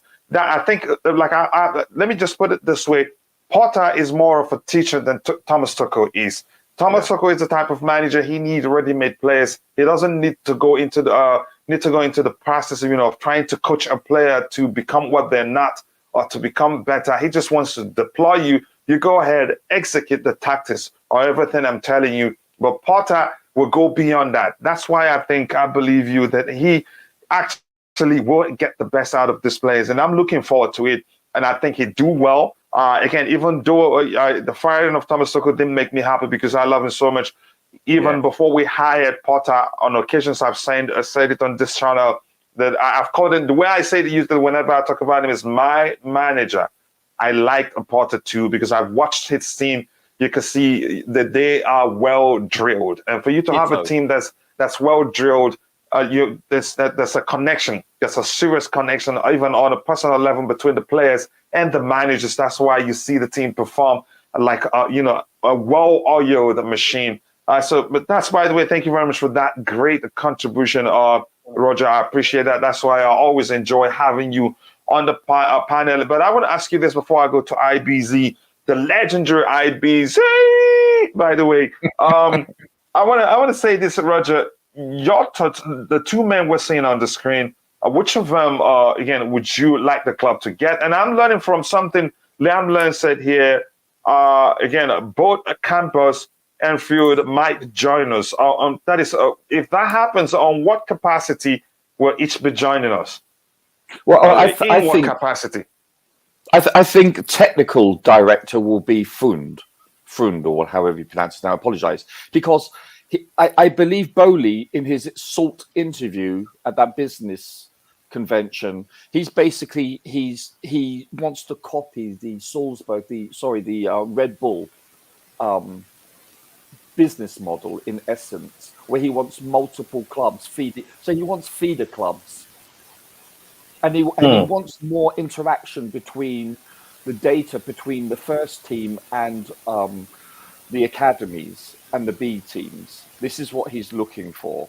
And so he was astonished. He stated he was astonished that there was no data and no interaction between those two entities, and he wants that fixed. He sees Freund as someone that he can take and plug into Chelsea, where we're going to actually have multiple teams as feeders. I think he's going to be our technical director, if not director of football. I think Campos will be the director of football if we're going to employ both of them. I can see that transpiring. Yeah, they will split the roles. That it's good. Again, delegation is important, and that makes will make the whole process easier. But Bobby, the question I want to ask is this before I go to IBZ: do we really need them both? Honestly, that's something I find very, very difficult to answer. Because to answer that, you need to have clarity of what the actual vision is. Yeah. And Boehly cannot give clarity of the vision. Of course not. He's not a fool. You don't give out all your plans for people to hijack and wreck it. And, it has an impact on your transfer strategy, your purchasing of players, and so on. So he's not going to give out all the strategy. Of course not. He wouldn't even give out all the strategy to any director of football. They'll only know what they want them to do in their job. So it's hard to know if two of them is necessary. Only Boehly, Barley, and the rest, and Jose, and people like Wise and so on. They're the people to answer that question. All I know is that it's quite clear they're looking for the best. And if you're looking for the best, it means you're going to get the best. Yes, he's an American businessman. They're going to say some things that are very strange to us about their business model. He's going to learn. One thing is that he is quite aware of the depth of the culture in football. And he said it himself in that interview that, the football fan is like none other. It's, in Europe and America, it's almost bordering on a religion more than being a fan. And so he understands. So he knows he needs to be very careful with his ideas, but that doesn't stop him from having them because he's a businessman. It's a learning process for him. He makes money. So, yeah. It is, yeah. Let's see. I'm quite excited by what I see because no matter how much people want to criticize them or be negative about them, the important thing is that the taste of the pudding is in the fact that these people have put their money where their mouth is. They bought this club for 4.25 billion. They've sunk nearly 300 million in the transfer market alone. And he has said in that meeting that this is a project of continuous investment. They're serious. They're not messing around. Their intent is to keep not only, Chelsea's already at the top, but is to keep them far at the top, beyond where they are now. He doesn't have small plans for this club. He's looking globally. He's looking for the club to own clubs, which I find quite interesting. Yeah. He's looking Yeah, for what do you think about that? Can you talk about it? What do you think about the team plan? Well, it's not new. There are many. Sorry, it kind of exists already. He spoke about how Red Bull have got Salzburg and what's the other club? Leipzig. Leipzig. Yeah. Yeah, but both do play in European clubs, European competition. I'm not keen on that balance. He didn't sound like he's keen on that balance, but he says it happens. Man City have American clubs that they send players to, which I would rather not. And he has already let the cat out of the bag. That yes. I'm quite sure that before the end of the season, you will find that they purchased a Portuguese club, because I think he's very keen on having a Portuguese club as a feeder for the youth to go out and get game time. So I think his plans for the academy is good. His plans they've not mentioned the stadium, but I can assure you that from the way this guy is talking, the stadium is the next thing after they sort out the playing staff. I think Chelsea fans, I'll quote from Ken Bates when he sold the club to Roman Abramovich and told fans, look, hang on to your hats and enjoy the ride. This guy is going to take you places you couldn't even dream of. I will regurgitate that in this instance. Hang on to your hats and enjoy the ride, because these guys ain't messing around. They're going to take us through a stratosphere. And they have the money, they have the plan set out, they want to expand, and we just have to just watch and be less trigger happy with our judgments. They've only just walked in the door, so they've only had one transfer window. They haven't even put their full director of football, scouting system, youth system in place. So I am at this point. I'm in the wait and see, watch, and learn before I have too many strong opinions. Yeah, here's the thing. Again, I think probably in the coming transfer window they also spent big, but I think in a few years, 3-4 years or so, I think we'll start seeing them spending less and less because they invest in younger They don't need players. to spend big. Yeah, they won't need because they're investing in young players, and again, I'm trying to put a structure in place to make sure those young players they play week in week out, keep developing, and be ready for the to be integrated into the team whenever they're needed. I think that's an awesome plan overall. And again, like we've always said on occasions, he didn't become a billionaire by being a dumb or being stupid. He's a smart man. Again, we move on from the Tuchel situation. We're just talking about what happened, and we want to analyze what what he said in his interview. Let me go to the legendary IBZ. Your thoughts, brother. I was screaming your name, not knowing that you're still actually backstage, but I heard you. I hope you heard that yourself. IBZ, your thoughts on Todd Boehly's interview. What did you learn from it? That what surprised you, or what did you learn from it? The highlights for you. This is what they do. I think this is an American. We have an American owner, guys. A guy that's gonna be out there giving it. I like it, to be honest. I like the owner coming out being honest in his approach and his ideas. Obviously, you argue that maybe he's talking a little bit too much. Just maybe if you just get on with it. But again, this is a new venture they're going into. They're going to be asked questions. Obviously, there was at a talk yesterday when they were, answering them rightly so. I mean, he's at home. He's going to give his opinions, and he's just giving an honest assessment. There was a few things that got me raised my eyebrows, which kind of I understand the argument of the 4-4-3 report that we heard when he said that Salah and KDB came from our academy, and he was comparing them to Reece James, Mason Mount, and Tammy Abraham. I understood where he was coming from, but I think he kind of technically got it wrong there. Yeah, of course. But it is what it is. Sorry, he technically got what aspect wrong? So when he was mentioning about our academy, he mentioned the likes. So we produce players like players that came from our academy, like Mohamed Salah, Kevin De Bruyne. When he mentioned those two, I was like, oh damn, he's got it wrong. But this is what they do. But it's what it is. That doesn't really change my mindset on his ambition and what he wants to bring to the club and probably to the league in general. But again, I mean, maybe he will learn that if it's not broke, you can't fix it. And maybe he will know that there's certain ideas that he wants to put on that will not happen.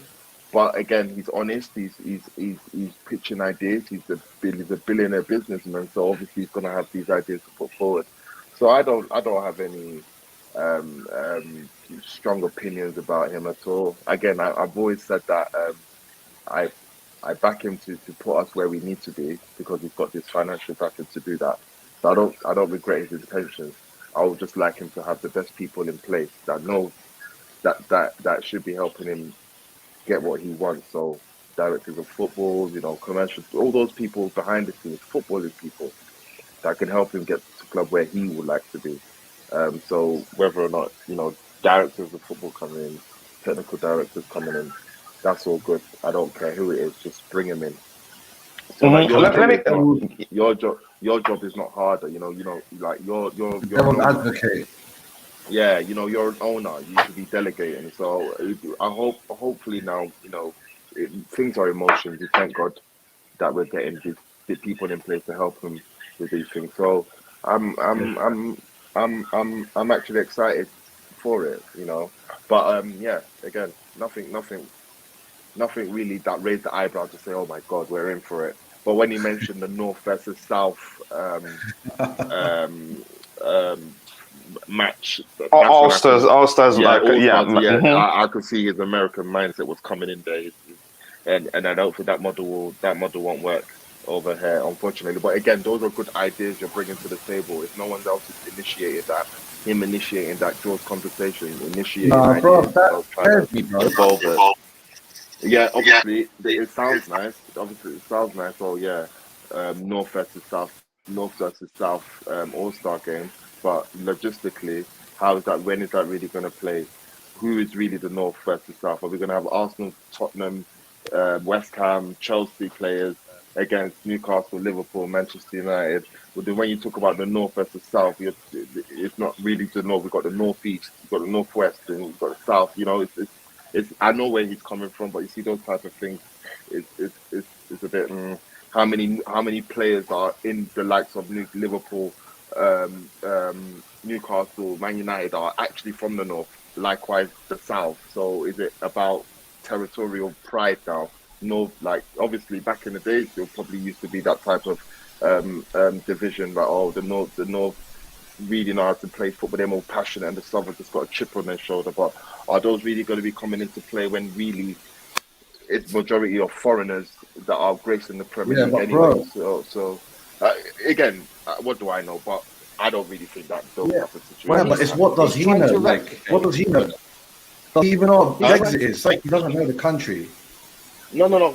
Again, what you mentioned on Brexit is true. Like he did mention he had to learn that on Brexit now, because of Brexit, you can't go for younger players without having enough work permit points, and that can only be allocated through your international participation. So he understands he's learning on the job. You know what I mean? He's learning on the job. He's learning, and he's got a lot of ideas, and he's So, but what I would like to see are people coming in advising him of, you know what, Todd, I don't think that can happen right now, because I just think he's just talking aimlessly because he hasn't got the right people. Obviously, he's got people, but the right footballing brains around him just to advise him further. But again, his ideas are. Bobby is gone. That's IBZ talking. Oh, sorry, IBZ. I apologize. IBZ. This is so he's trying to replicate the American system where they have east versus west. So we don't have an east versus west. We have a north versus south. And he's also trying to replicate the system of farming leagues like you have in baseball, where you have minor leagues, you have AAA and so forth. So he's trying to import the logic and how things are done in America, which obviously makes sense. You know, I've lived in the States for 28 years. I understand both cultures, and I can understand how things can be interpreted over here as such. I get it. I get where he's coming from. I really do. Not everything is going to work over here because Britain. Look, we drive on the other side of the road. We're one of the very few countries we're least to change our culture. We're very stubborn in that regard. We're very old-fashioned. So, we're still with tradition. We don't really. And again, more importantly, there's not going to be enough space for that, or the preparation and everything involved, because there are his ideas, exactly, especially for the top six. Those are good at the end of the day, though. It's good. It is good, but it creates more problem. There are already too many games, and managers are complaining. And if you paid attention, that idea won't come to fruition. That's why I don't think that's the issue. There's no space, and that was why I'm sure you guys saw club's response. Maybe if you can find a date for it. It's basically saying, we already have too much on the plate, and you're bringing in that idea. Even though it will make so much money, I think the money it will make the FA and the clubs involved, you could say will be the only reason why they look at it and say, let's do it anyway. Because when the money is coming in, they don't care how many games the clubs play. It's as simple as that. Let me catch up with what we have in the chat. I'll come back, and I want to get your opinion on which of these two men on the screen you think we need. And from what I've learned from Liam Lane is that we're getting them both. If we're getting them both, again, in what capacity for each? Here we have Abdurrahman Abdullah. He says the owners are looking for a way to make more money, and this might affect us. Again, I'm not concerned because I think if you listen to Todd, he understands. Even if you're profit driven, the club has to win. Chelsea has to be at the top for you to attract big name sponsors to even pay attention to you. If you're not doing well, big name sponsors won't come close to you. Winning, winning brings them. Winning attracts the big name sponsors. So I think he knows that. People don't realize that if we don't close the gap now, then we will not close it in the next 10 years. I think there's even a chance we close the gap this season. New manager bounce and all that, and the new signings. I'm not saying we're going to win the league, but at least closing the gap in the sense we'll still make it to top 4. I still believe we will, and even do better than most people think we will. But we'll see what happens there. Phantom says, again, a complaint about Tuchel at Mainz and Dortmund was that he was cold to players.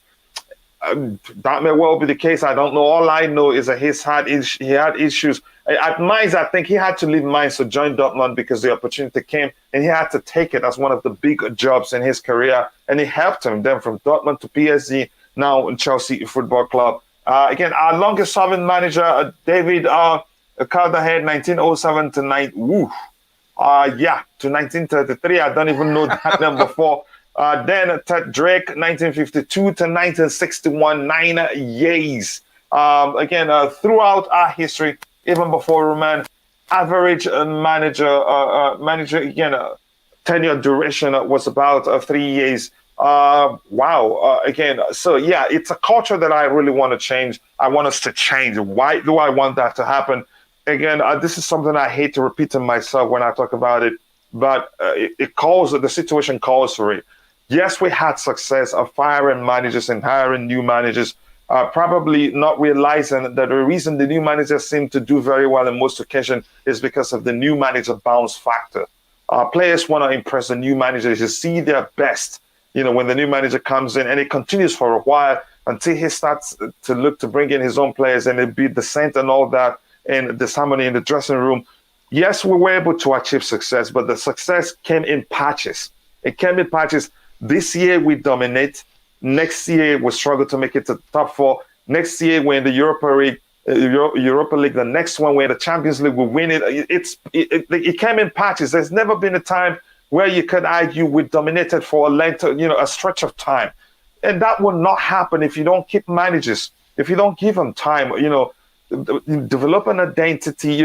Build a strong squad, and then be there. The consistency. You need consistency. At least from the aspect of giving managers enough time that you can dominate for a while. But that hasn't happened in Chelsea's history. Except you can say Mourinho won the Premier League back-to-back, and that's it. After that, they've come in patches. But that's, by the way, I hope that changes. And I think the owners, you can see they have plans to see that, to change that by giving him a 5-year contract. But that's no guarantee he stays at Chelsea that long. We've talked about the case of Alan Pardew, who was given an 8-year contract by Newcastle United, and then he didn't last 2 years from the day he signed that contract, and they let him go. But that's, by the way, here we have, again, Abdurrahman again saying the owners knew Tuchel was a good coach, but fired him because they didn't share the same vision, which means Tuchel wanted immediate success. And Todd, that may well be the case. But that's, by the way, let me come to you, Declared. I think I'll try to catch up whatever I haven't read in the chat. I will try my best, either highlight it or maybe read it, and so that we can analyze it. If it's a question that's aligned to what we're talking about. Again, please keep liking the video. We're at 50 likes right now. Let's get it to 100 as soon as possible. Declared, your analysis or thoughts, or maybe, let me say, what do you think of Todd Boehly's interview? What do you make of it?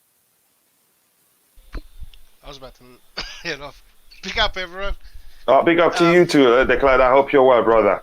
I'll be quick because I need to make this other call. Man like Declared. Let's go. That's it. I'm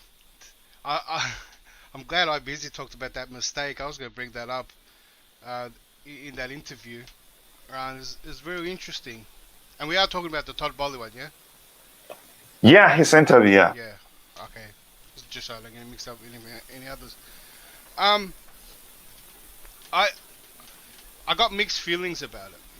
I mean, he's come here to with the very American mentality, and almost like. Don't forget where I'm from, please. Yeah, so he's your mate. That's what I'm gonna say. So coach's mate. Mm-hmm. He's got American ideas. That's what I hate. And just so you know as well, in Australia we follow the similar model. We follow the American type models here as well, and I hate them. And instead of trying to look at how they do it in Europe and culturally, and maybe look from that. He's talking about north, south. Even Klopp said, "Why don't bring the Globetrotters? Why don't the bottom team play off?" And when he was questioned on the Super League, he was very careful. But the only thing missing from his comment was the Super League. He said everything in line, and in America it's just Super League as well. It's one league, a relegation. It's all he was missing, and he was very careful about that. His answers were very different, right?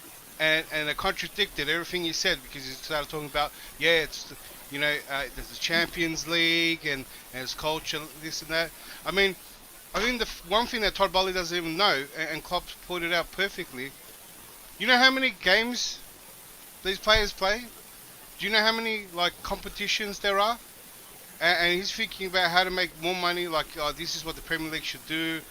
And I just found that kind of, it's almost arrogant, if you ask me. He's going to come here and throw all these mad ideas on how to give the league more money. And the league's doing well every year with TV money. I think the competition is great. If you start toying or start having these circus ideas, I call them circus ideas because I've been calling them circus ideas since they're done in Australia as well, not just America. And I don't like them. And I like the style that it is now. And if you can think of more ideas like that, that's all right. And everything he said is not new, to be honest. But I'm worried about thinking his ideas he's got probably some unique ideas, and sacking Tuchel, so he's very experienced in that now, in sacking. That's the only experience he's got. Talking about what Red Bull did, that's the model he wants. And coach, if anyone thinks, right, and this is the ironic thing, because I got crucified for not liking how the sacking went in place, because everyone thought I was in favour of Tuchel. But I've been talking, remember when I was talking about how we got young players and we got to grow, and it's going to take a couple seasons, and then once they hit their peak, that's when we start to dominate. Yeah, that's what we're doing now. All the signing targets that he went for were all young players that came up on his data system in the States. Whether it's good or not, that's still yet to be tried and tested, right? And he got a coach that hasn't won any trophies, but he's proven to build a team. A young coach. So even if Potter does not get top 4, he will not get sacked. Even if he does not get top 4 the second season, he will not get sacked. You don't sign a manager of 5 years, go for all young coaches, take a risk on manager, and then you think he's going to win trophies straight away.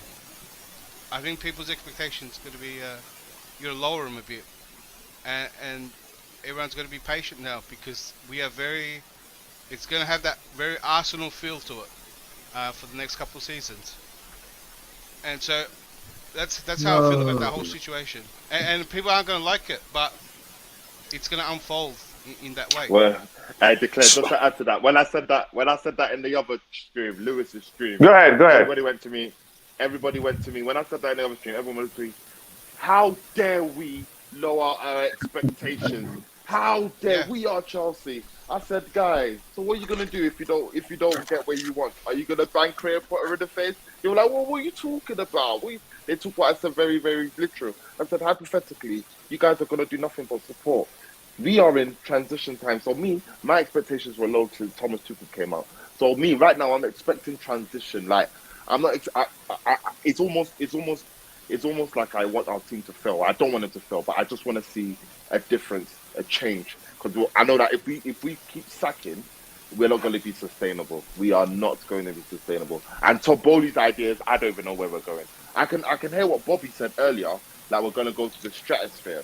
But how we're going to get there and how long we're going to take to get there, I just got to sit down, be patient, and shut my mouth and watch it all. IBZ, how can you say it's not sustainable? And I know where you're coming from. No, but we've done that more than any other team, at least in England, and we've won the most. No. It's still not sustainable. Yeah, but it's at the cost of what? Yeah, but it's not a proven model because now you just got proven that when someone builds a team, right, we can't catch up, and then also with the sacking and firing, we missed out on great managers. Klopp and Pep were offered. They didn't want to come to us. And the next great managers that come out, they're going to turn down Chelsea because of that system. But it hasn't happened. 19 years, or no, we're entering our 20th year. That's quite a large time frame. Yeah, but in that time frame, we've dominated. But it's not been, like Coach alluded to earlier, it's not been a domination throughout that 19 period. It's been patches. So 2004. 4-5, we dominated. So what about other teams? We've actually been fortunate. You know that? We've actually been fortunate. Yeah, we've been fortunate with money. The first decade, money's been helpful. IBC, go ahead, finish. Maybe the class. Were you still talking? The rivals. Yeah, I'll just make the point. Okay, go ahead. And IBC can come in when you're done. Go ahead. Yeah. So we've been fortunate because when Roman came in, he wanted to build the brand. So he bought ready-made players, and there wasn't anything to build with a team. He knew it was not sustainable, right? But it was about building the brand of Chelsea. That's why he bought big name players, win titles, and that's what it was about, right? And that's where a lot of dominance came. That's when the big players came, and those big players were that big that they almost, whichever manager we were putting there, they're running themselves, right? Then he invested so much in the academy. He knew that you can't just keep buying players. We've got to build teams, right? And in that period, Man United were going through, a really bad spell as well after Alex Ferguson left. Now you got Liverpool. Fenway Group came in. It took them a lot of learning curves, and then the purchase of Man City. That was late, and that's when that rivalry came in, right? And Arsenal have been up and down a lot. We've been so fortunate in that period that other teams could not establish a proper team. But once they got it right, and there's two teams now that built a team, and it took quite a few seasons to get there with big managers, and we're trying to catch up to them. Well, it's cyclical, and the only way you can catch up to them is taking the same process as them, and that's what Todd Boehly's doing. No, I completely understand and agree with every single word you have uttered. I'm not disputing that. I correct, sir, but I'm just saying we're not talking about extrapolating the victories over 1, 2, 3, 4 years. We're talking 2 decades now. And yes, Man United have had 9 seasons since Ferguson has left, and they have gone down. But having said that, you've had the ascendance of Man City with a country financially backing them. So we're talking 2 decades where we have, on a whim, I think we've averaged I think it was on TalkSport, it was 528 days is the average a Chelsea manager has lasted since Abramovich came in. So you're looking at 1.5 years. But you have a look at that, and we've also had homegrown players like JT, Lampard, even though we acquired him from West Ham at an early age. Chelsea have won more than any other team. I'm agreeing with what you're saying. I'm not disputing it, but I'm saying this is a winning formula, even though I cannot comprehend how this has transpired, because logically it doesn't make sense. But it has been sustainable over 2 decades. You cannot dismiss that.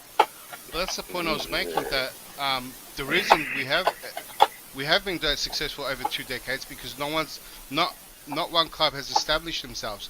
They've been learning as well for the most part.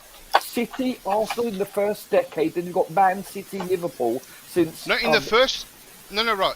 That's why I said the first decade, we bought all the best players, and Roman was one of the richest owners. Now there's billionaires everywhere, right? True. Now financially, right, everyone's on our level, and we're also behind on some clubs, right? But back then we could buy everyone, and Roman was above everyone, right? So for a decade, right, we had that dominance, and we had big name players as well. The next decade after that, when the new TV deals came in and new owners came in for all these clubs, it took them 5-6 years to get it right. So we're talking about we had a free run for 15 years almost, right? So there was 3 out of 4 years where you had 3 English teams making the semi-finals of the Champions League. You know, so the English You mean league now or early on? not early on. So you cannot say Yeah. that the domestic league was weak. It was very strong. It always has been. No, Man United. That was Alex Ferguson's Man United, right? Right. Arsenal And- with Wenger. and- Come on. Yeah, but Arsenal that was the top 4 trophy era, right? That one, the You're decline. dismissing it, though. That's what I'm saying. I'm agreeing No, with you. but I'm you're dismissing exactly it. laying it out. Look, we came in and we bought all the best players, and we're already. And so did they. Jose. Yeah, And so did they. This is Alex Ferguson, right? And they weren't even. They couldn't spend as much, but it was still Alex Ferguson's team. They were still up there. This is where Arsenal was on slow decline, right? So Arsenal was getting worse back then, and Liverpool domestically wasn't that great, but they were doing was great things Arsenal in Champions getting League. slow decline? You have. I'm talking about the first decade. You had a very strong United and Arsenal. Very Yeah, strong. but we had like the best team on paper, and we spent the most money. No disputing. No Yeah. disputing. So, but then so in what? the last, So but then what, in this is the the way I same- look at it. Okay. I'm writing off that first decade because we were the best team, right? Sure. So you know, and you've watched it. We cycle through teams. So that model of that first decade, it's not sustainable. We can't just buy those ready-made players all the time, especially now, right? The best players, and so it was then you have to rethink the next decade. That's why the academy was so heavily invested. And how have we done the last buying- decade since United? Yeah, we've got two. It's okay. We've got 2 Champions League. We've got 2 Premier League. We've been to so many finals, and then you've got the I know. ascendance of City and Liverpool, which are giants. You know, listen. I agree with you, sir. I really do. I'm not saying, oh, you are not talking correctly. I agree with you, but I'm just saying over 2 decades, we agree. it I'm is saying that sustainable. I don't think the model. I is don't agree right. with the model either. This is what I'm trying Yeah. to say. I cannot comprehend logically how we've even won 1 trophy, let alone 19 over a course of you know what- 20 years. Do you know what the other side is? That we haven't had the other model, like some stability. Like we could probably.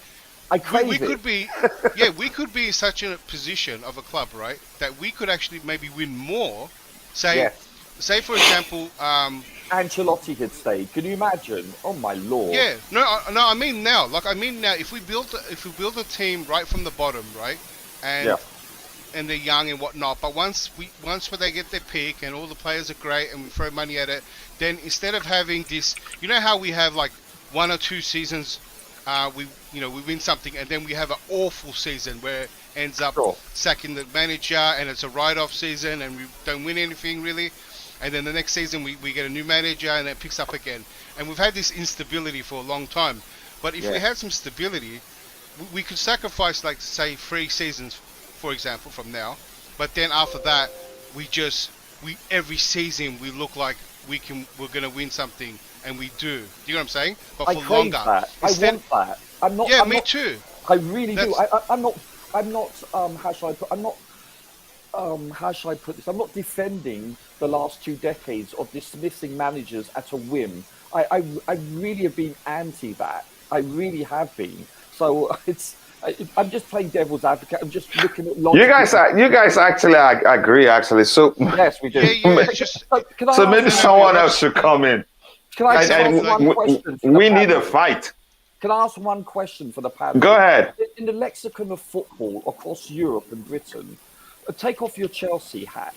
Just as a football fan, where do we rank in Europe? How do other teams perceive Chelsea? I mean, our owners want us to be the new Real Madrid. In 10 years' time, that's their goal, I get that. But where do we rank in Europe? Declaro, you want to take that one, or should I bring in IBZ? So, I'll answer quickly. I've got to AFK a little bit. What are we ranking in? Sorry, I just missed it. So As in how? Are we? I think the question is: are we considered a big club, or just with that or something like that? Correct me if I'm wrong, Roger. Yeah, who is above us in Europe? Who how are we perceived in Europe and in England? We're not talking about financially. We're talking No, about I'm talking about overall. as a winning entity. We're one of the top clubs. especially what you said of how many trophies we won. So everyone sees us in a tournament, in a competition, and we know we're taking everything seriously. I mean, even now, domestically we're not up there, but we're still in every, whether it's Europa, Champions League, FA Are Cup, we top Carabao Cup. five? Right now? Well, just generally speaking, how we perceived. Are we top 5 generally?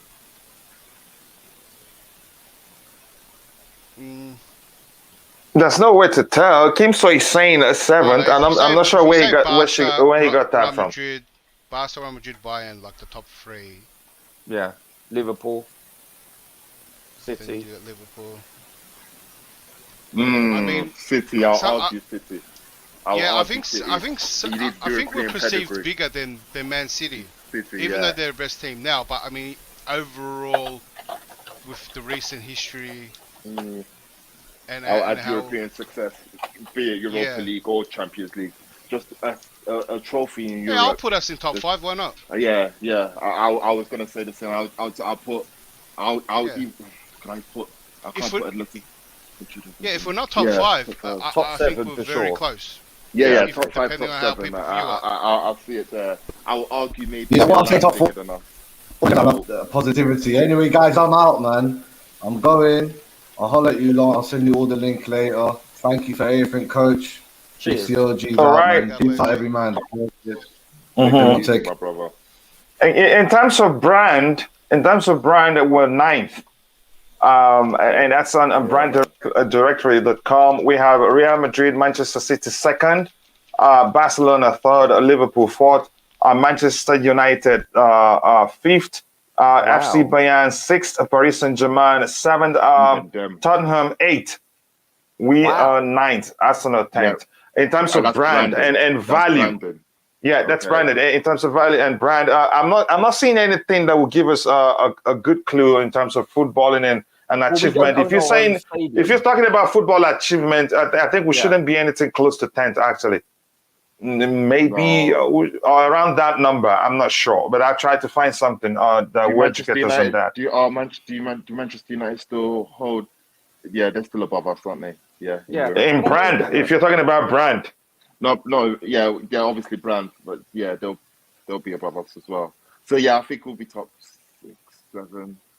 I think these guys have history. So Liverpool, AC Milan, Bayern Munich, Manchester United, Real Madrid, Barcelona, Juventus, Milan, I'll put us around that 7th, 8th.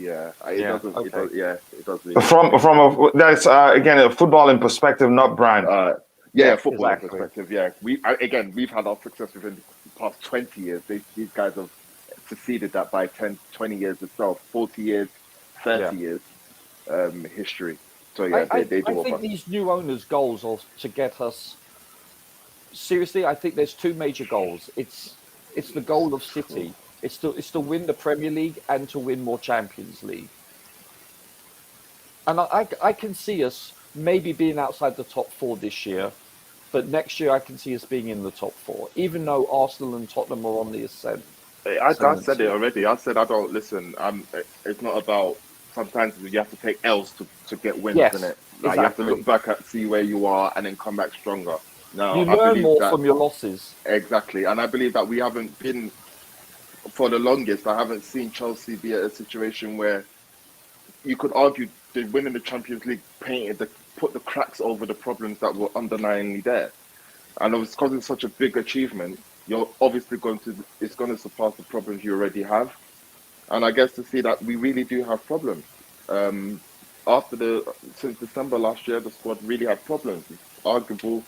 Now that Todd came in, obviously he's come in to put us back on the map, but going into the 22-23 season, we weren't ready to compete to where we want to be as Chelsea fans, which is win trophy, top 4. So back on the map. Yeah, we were handcuffed though for 3 months. We're playing catch up. We were handcuffed. We were under sanctions. We were on the verge of collapse. So Todd Boehly came out, put us back on the map, because we don't want to be associated with the Russia-Ukraine war. So he put us back on the map. But whilst he's done that, the narrative of the people in place are supposed to help us transition through to the 22-23 season, obviously has been lacking. So we're not ready for the year, which is fine, you know. Let him get settled, you know. Right now we're in what, September? We're in September now, so you can start seeing DOSs are in place, commercial directors are being, new managers in the helm. So yeah, I'm ready for a roller coaster. I think it's exciting times ahead. Yeah, it's exciting as well. You know, we don't know. I can't say, if you can hear me clearly, I don't think he put us on the map. I don't think he's putting us back. I think we've been on the map. Even with no. When you say on the map, I'm not talking achievements. I'm talking in terms of our where we were in terms of footballing wise. We were out of existence. We were under government sanctions, all of that. So he's we were still existing. We were still playing matches. We still secured top 4. We still competed in the semifinals of the Champions League. I'm not talking about football. Of the FA Cup. I'm not talking about football, bro. You didn't say anything else. You just football. Yeah, maybe it's a language barrier. Maybe you understand this. In terms no language of our barrier. sanctions, your words. Okay, let him drop Showtime. Let him drop. And before IBZ continues, please, if you haven't, keep liking the video. Let's try and get it to 100 as soon as possible. We have just 56 likes. Again, you know, the transfer window is short. A lot less viewers than usual, but we can still get it to 100. Please keep liking the video and also do subscribe to the channel if you haven't. Go ahead, IBZ. We're still talking, so I can bring in a Showtime. Yeah, Showtime. You're looking for an argument. I don't mean that we were out of nothing, but we were still competing. Yeah, we got to finals. Yeah, we weren't out of our achievements, but we were out of our existence. We had a deadline to adhere to for buyers to come in, and if that didn't happen, further sanctions would have come up. So a lot could have gone. A lot could have gone wrong. A lot could have got a lot worse in this country for a lot of Chelsea fans here. So when Todd Boehly came, he saved our skin. He put us back on where we are.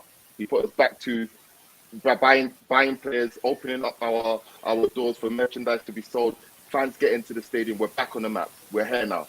Forget he hasn't done anything to get our achievements, but in terms of putting us back to the world to see that we're operating again, he put us back on the map. Or if you want to use another analogy, then I understand where you are coming from.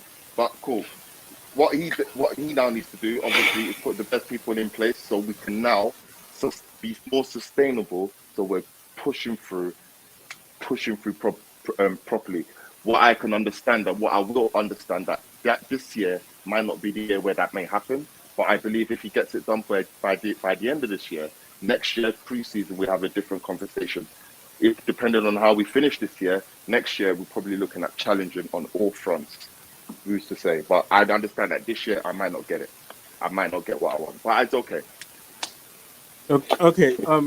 Showtime. Go ahead. Let me ask you this: your thoughts on the Todd Boehly interview? What's the highlights for you? The highlights for me is this man, Todd Boehly. I mean, he's come in. I understand he is a part owner. I understand he's a new regime, but I think right now his decision making on whether to just alone the football aspect. I don't care what you do with the backroom staff. We all know we need a sporting director. We need to change something in the backroom. Okay, I'm all for it, Todd. But my thing and philosophy is you fire a world-class manager to bring in a small boy. You bring in a project, baby. You bring in a project, and this project may not succeed, and it may fail. So now we're in a gamble here. No matter who you bring in, there's always a risk. Even if Thomas Tuchel remained, there's still a risk. I hope you know that. To be honest, Coach Heller, I'd rather a risk with a world-class manager than a small boy. All right, let's bring it back to his interview. What are the highlights for you? Anything concerning for you? Like someone saying, like the Clan mentioned specifically, he avoided talking about the Super League, and that has always been the concern of majority of Chelsea fans. We've seen him in a picture with the Real Madrid president, all those big name club presidents that are for the Super League. We've seen him in photos with them. But that's my own where I'm concerned. The club brought that to light. But in your case, anything you learned specifically that's concerning to you? Again, go ahead. Your thoughts. Yeah, I mean, one thing that stood out, I didn't really get to the aspect of his interview, but one thing that I've noticed is he's bringing that mentality of American sports to football. And as a person living in America and enjoy watching European football, please stop that ideology of bringing Americans' thoughts and So ideas y'all to European don't football. mess with it. Y'all Don't leave it how it is, bro. Don't come here and try to be the guy that changes everything, because you're putting us in You're a American, limelight. right? I'm not American. I live in America. Yeah, but go ahead. So my logic is keep the American ideology with sports ideology out of the European. You don't think it's a good recipe? I think we've lost him. Roger, your thoughts on Showtime suggesting again? He's basically saying the idea, how the application of trying to replicate the American approach to sports management and all that. And again, that's it's not going to work. Do you subscribe to that notion? Yes, I do.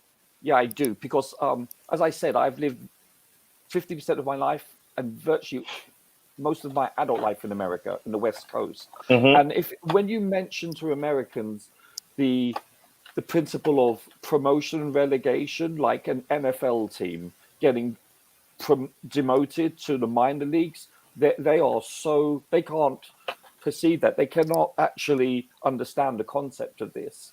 And so I told them, well, it's the equivalent of us trying to implement American. They're cultural differences and they're embedded in history.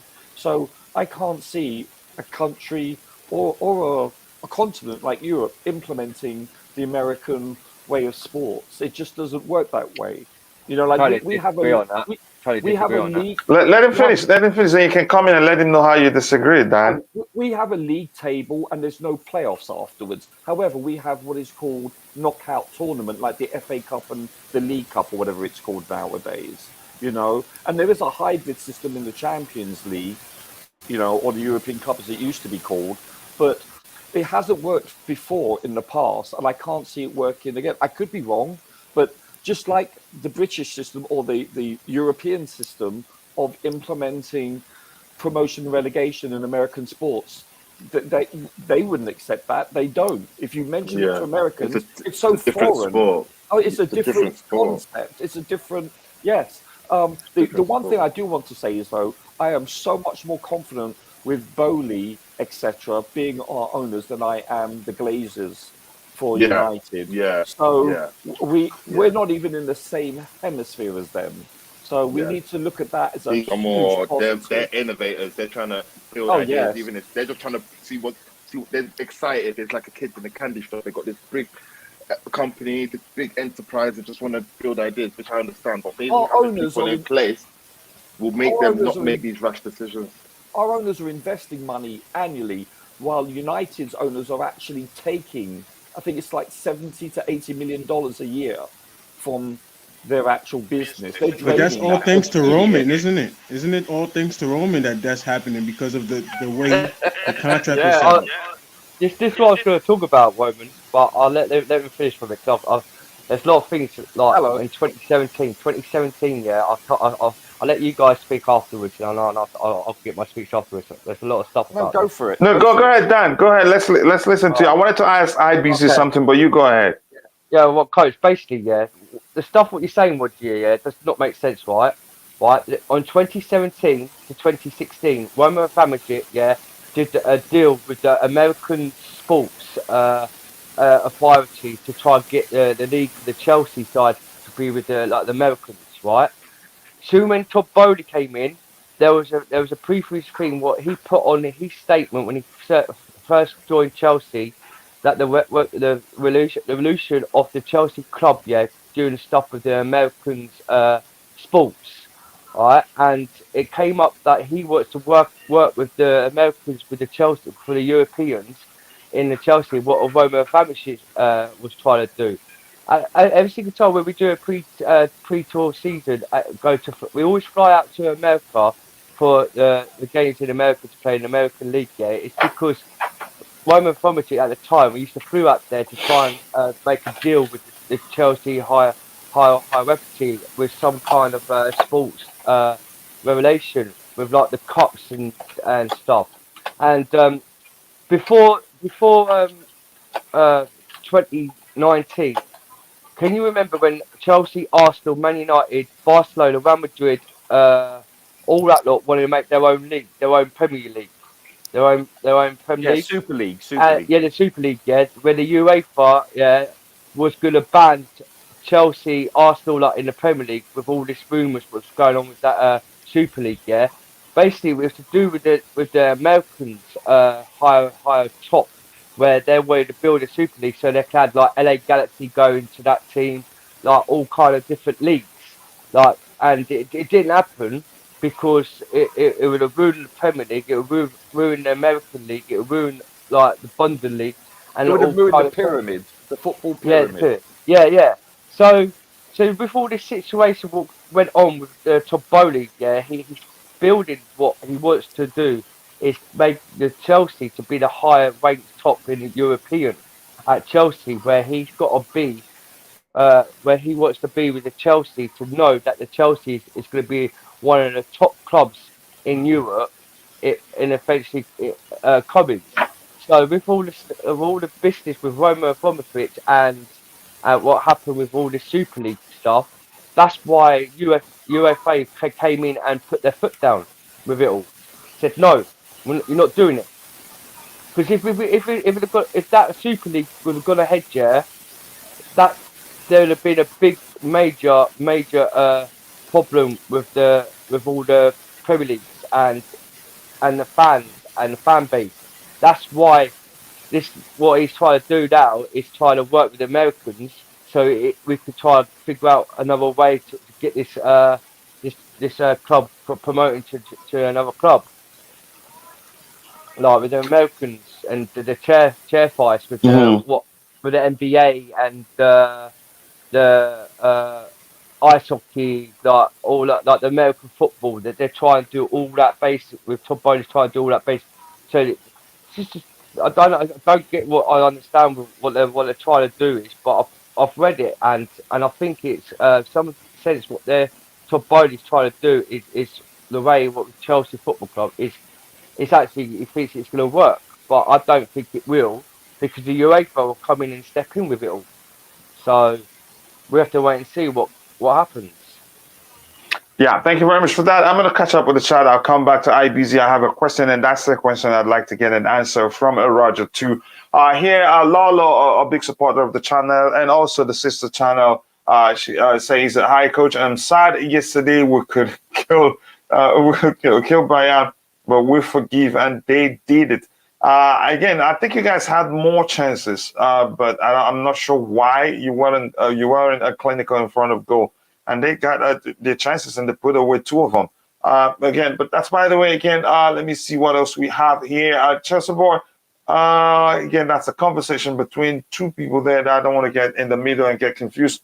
Expectations versus target. We can still target and work together, winning now, but not expect, again, it is as given. We are ahead if Arsenal FC of Arsenal FC because our team is better overall. So not the same as Arsenal FC's situation.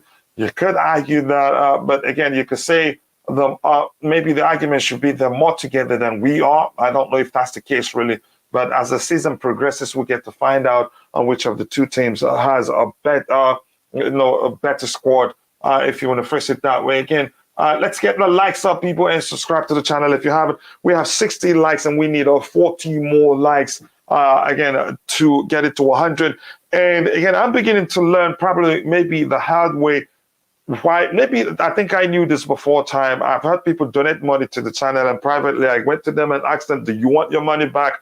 I think those people that donate money to the channel, some feel like they have the right to do whatever they want. And I'm not going to let that happen. That's why I'm not putting money first on this channel. I could have started a membership now, but I don't want to do that because I want everybody to feel like they have any right that every other person on the channel, participating in the channel has, whether you're a moderator or not. I want it to remain that forever if possible. Again, so that everybody will feel welcome here. I don't want anybody to come donate their hard-earned cash and expect me to always, make decisions, that to do them forever one way or the other. And I'm happy I have a group of people who've decided to be part of that decision-making process. So whenever a decision is made, I can feel, oh, wow, it's not just me. And you can't come to me and asking why it is like that. And I'll just let you know it wasn't just my decision, because a lot of people put head together and say, okay, this needs to happen. So, but that's by the way we move on. What else do we have here? And the Jafta Sikwe said people are afraid of change. It's natural. Change is constant. It must happen whether you like it or not.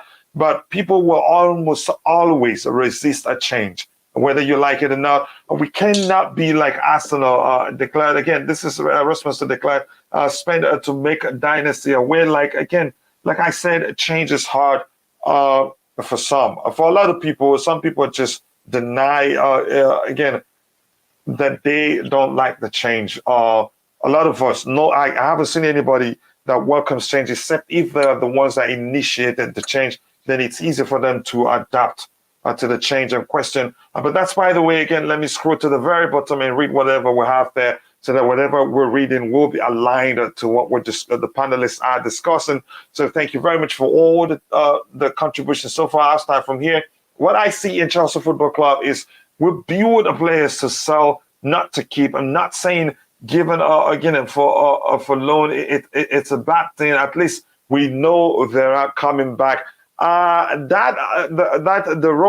loan aspect, actually, I think it's stopped. There are limits to how many players you can loan. I'm not sure the number, but you can loan out so many players this time. So the loan system being a business model for Chelsea Football Club, I think that era has come to an end. These days we'll be seeing players, you could say, when you look at them, you know they have the potential to be part of the first team. Those will most likely be the only players you see go out on loan. And again, they're going on loan for the purpose of their development, not for the purpose of making money from the club that's getting them on loan, because we want to sell them in the future. But that's, by the way, here we have, again, Enim Fadinot the scene. Again, sorry if I butchered your name. Let me just call you Enim. The rate in which Chelsea sell our young players is just not worth it. We need to build a team from our young boys. There are good talents. There are quite a lot of talents, but one thing I argue against, there's not that possibility to build an entire team with just the academy products. It's not just possible. If you really want to be dominating the league and Europe, it has to be a mixture of you getting top talents, top ready-made talents in Europe, and also ensure there's a path for the youth to make it into the first team. That's very important, in the sense you have players who are, who want to be at the club. You can say players who are Chelsea through and through. So you have that spine, of Chelsea. Players who bleed blue, if you want to phrase it that way. So yeah, it doesn't have to be all the academy players. And pay attention to what's been happening when players leave. In most cases, those players want to leave the club. And when that's the case, you don't force them to stay. If you force them to stay, they'd run down their contract and leave on a free. So, for instance, Tariq Lamptey wanted to leave. Mark Guehi, he wanted to leave. And a few of them, they wanted to leave. And some of them, that argument of whether they should take a new contract, put pen to paper for a new contract or leave the club, usually only comes up when they have like 2 or a year left on their contract. So the club usually it's in a very difficult position. So if you can't get them to extend, the most you could do is just add a buyback clause and sell them to a club where they develop, and it just makes sense. But that's, by the way, for all parties involved, by the way. Here we have, again, I am sick of fans who think Todd is so naive and has he has best interest. It's common sense. He wouldn't spend that much money in purchasing a club and then run it to the ground. No, maybe the difference is just we've grown accustomed to the way things are done here, and he's trying to bring in a different idea he believes will work better for the league and the club. Maybe we're not seeing what he's seeing. but there's a chance if we give him a chance, things will change for better for all parties involved. This again, if you're not open-minded, you're not going to get better. It's as simple as that. And he's not going to force his ideas on anybody. That's why he talked about the North versus South, play up with something like a super best 11s or something similar. It's not a bad idea, but the question is what date? Again, clubs are already complaining of too many games to play, especially the top 6 clubs. But that's, by the way, we'll move on from that. I'm going to come back to the panel. IBZ, the question I want to ask you is this. Do you at any time sense that Todd, he's the type of individual that will, jump on the Super League bus if the opportunity calls again? Yeah. So, in relation to Super League, that, from my understanding, I was trying to understand what Dan was saying there, but from my understanding, this was a decision taken up by European clubs like Real Madrid, Juventus, Barcelona, clubs that were heavily impacted by the COVID-19. And when in dire need of money, to break away and form a league in which they can generate their wealth, as opposed to getting a pot from UEFA. So their idea was more of a rebellious idea to form their own. Obviously, with all the concerns we all face, breaking off the pyramid, messing up football for the rich, all of that stuff. Obviously, that received this backlash and that was died down. And everyone Premier League clubs signed a pact that they were never going to enter such negotiations again. And if that was the case, then there will be heavy, significant ramifications for that. So, but Real Madrid and Barcelona, I believe they are still, or even Juventus are still adamant that this breakaway league will happen. And I believe that the reasons why Chelsea, Liverpool, Manchester United, Tottenham, even Arsenal jumped on this was because they could not miss out on the lucrative money that will be generated through this Super League. Obviously, when the backlash was received, they had to pull out of it. Now, I don't believe Todd Boehly will enter that stratosphere. I don't believe he will innovate that stratosphere because he has seen the backlash it received. I believe when he was asked that question, he kind of shunned away upon it, but it was a bit contradictory when you were talking all the talk, which looks like it's kind of a Super League-ish type of rhetoric. So it's interesting. I believe this Super League thing, it could happen in the future. This is money we're talking about. So, and it's business for all the interested parties. Exactly. So it's business. So if they believe that UEFA, who are taking a large sum of prize money and a large sum of the income off the back of these clubs, if they feel that they're not getting their due, they may feel that they can generate that by themselves. Obviously, it's funny because FIFA were condemning it, but it makes sense. FIFA don't really make any money until it's World Cup year. And then when they make any money, it's still not up to what UEFA make. UEFA make money every single year through the Champions League, Europa League, now the Conference League, and or other European competitions like European Championships, for example. So there's a lot of money that is in the air that clubs feel that they are owed, especially owners, especially those that were hit by the pandemic and are still going through it. And I don't think Todd Boehly's in that situation where we need to rely on that. Can do that through other marketing ways, which we don't need to break away, and I don't believe that will happen. Again, I won't put it past them. They're American. These guys have different they have a different mindset of how the sports could even be more profitable, as opposed to adhering to tradition of how things are. So I wouldn't know where he's going to go over it. I wouldn't want to think that we have a Super League coming. I like the model as it is. I like how it is. I like the fact that we're all competing in our various leagues. We have a tournament within the season where we compete with other European clubs, and then there's a winner at the end of it. And in our own domestic leagues, there's relegation and promotions. It just signals hard work. It signals if you don't prepare, you suffer for it. That model just makes sense. So it'll be interesting. Again, I don't think all the ideas he put towards that interview is going to go to fruition, but I understand his mindset. He's just brainstorming right now, putting ideas across the table. If you look at it really, I mean, putting a baseball project on a football or soccer project, it's going to be hard because it's two different sports, two different demands. I mean, so all basketball and you can't even implement. We tried to implement rugby rules into football, which won't work. I mean, can you imagine a sin bin? It just won't work. Things are just supposed to be where they are. I guess we'll learn that by having best people in place to advise him on football in terms of ways to innovate the ideas and ways what you can't. So, and then we'll see how it goes. But yeah, we'll just wait and see. Yeah, again, before I go back to Roger, again, sorry, guys, keep liking the video, please. The likes do go longer. With the more you like the video, the more the YouTube algorithm will be triggered and the more people will be able to reach. So like the video and subscribe to the channel if you haven't. I appreciate 66 likes already. That's not easy, but we can do better than that. Roger, coming to you.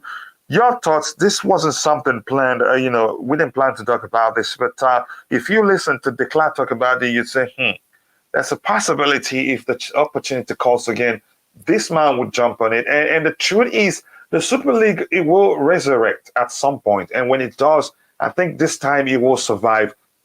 Because look at it, even those that didn't pull out, those clubs that were reluctant, Chelsea pulled out. I think all English clubs are pulled out. The clubs, Juventus, I think Barcelona and Real Madrid, they didn't pull out. Legally, UEFA couldn't do anything. And you could say, the court, clearly told them you don't have the right to punish these guys. But in another format. Your thoughts? So this was the brainstorming of Barcelona, Madrid, and Juventus primarily. That's why they still haven't backed out, because they know they can, like, if you look at the last transfer window, the Premier League has more than spent more than the rest of the major four leagues. They cannot compete with the Premier League financially speaking.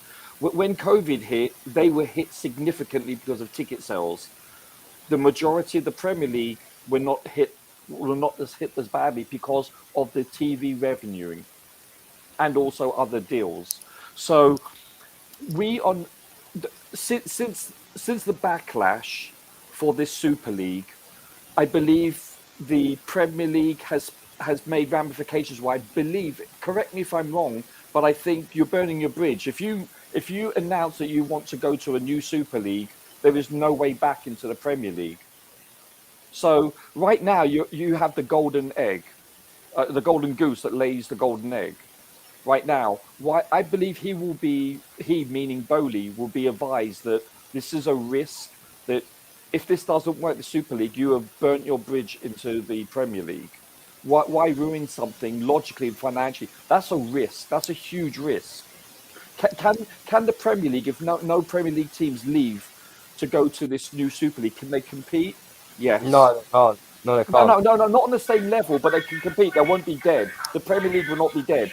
Because if it's Southampton and the likes of that, we not afford the Super League. Let him drop. Let him drop. So I believe that the football pyramid can support itself because of these huge TV deals worldwide. Don't forget, if you notice in the Premier League, have a look at those advertising boards that are digital around the pitch. Have a look and see how often that the advertising is in Mandarin. Do you know why? Because China averages a median average of over 300 million viewers for each Premier League game.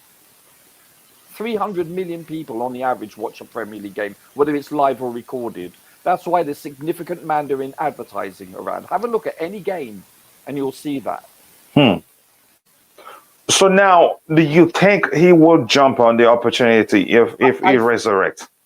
I cannot read his mind or the board's mind, but I think they will be seriously advised not to, based on the risk reward, because you're burning your bridge. The Premier League will not allow you back. At least that's what they stated. So I think he'll think twice about it at the very least. I think it's too great a risk.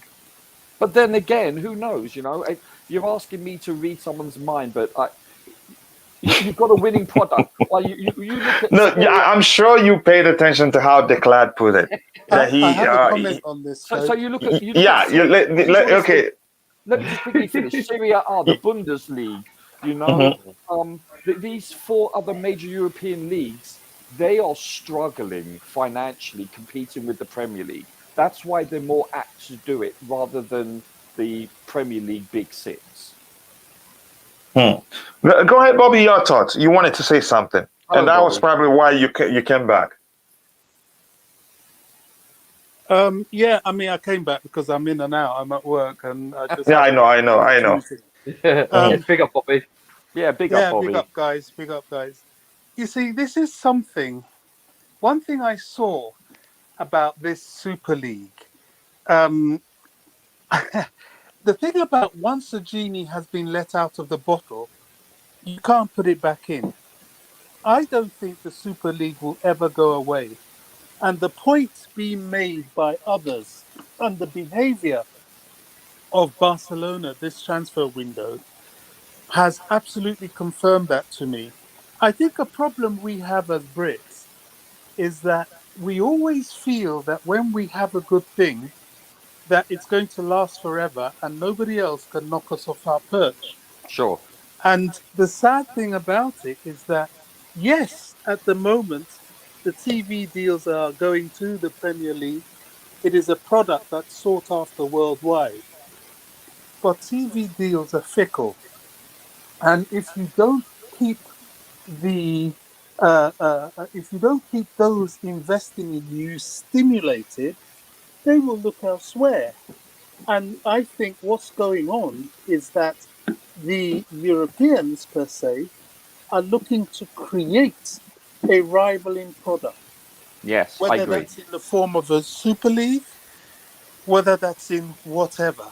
I know the European, it's just reality. It's going to come back. There's one other selling point, in the though. format that they presented it in the first Yeah, place. let's let Bobby drop. Go ahead, Bobby. Maybe not quite in the format that they presented it in the first place, but I can assure you it will come back.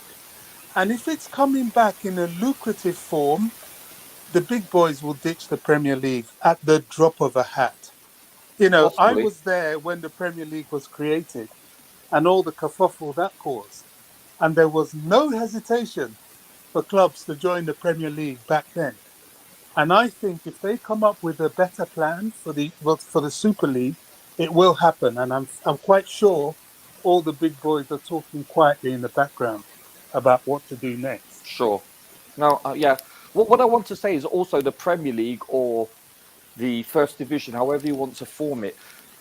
I'm not being pompous here or being pro-British, but people outside of Britain, they view the league like you've got the Sheffield Wednesdays, you've got the Man Uniteds, the Newcastles, the big team. These are the original. We're the home of football. So you have to understand, while other people around the world, this is the original league. Does that make sense? So you've got places that are revered. Yeah, so I get what you're saying. This is another selling point. Even if you have the Super League, which will be highly competitive, to say the least.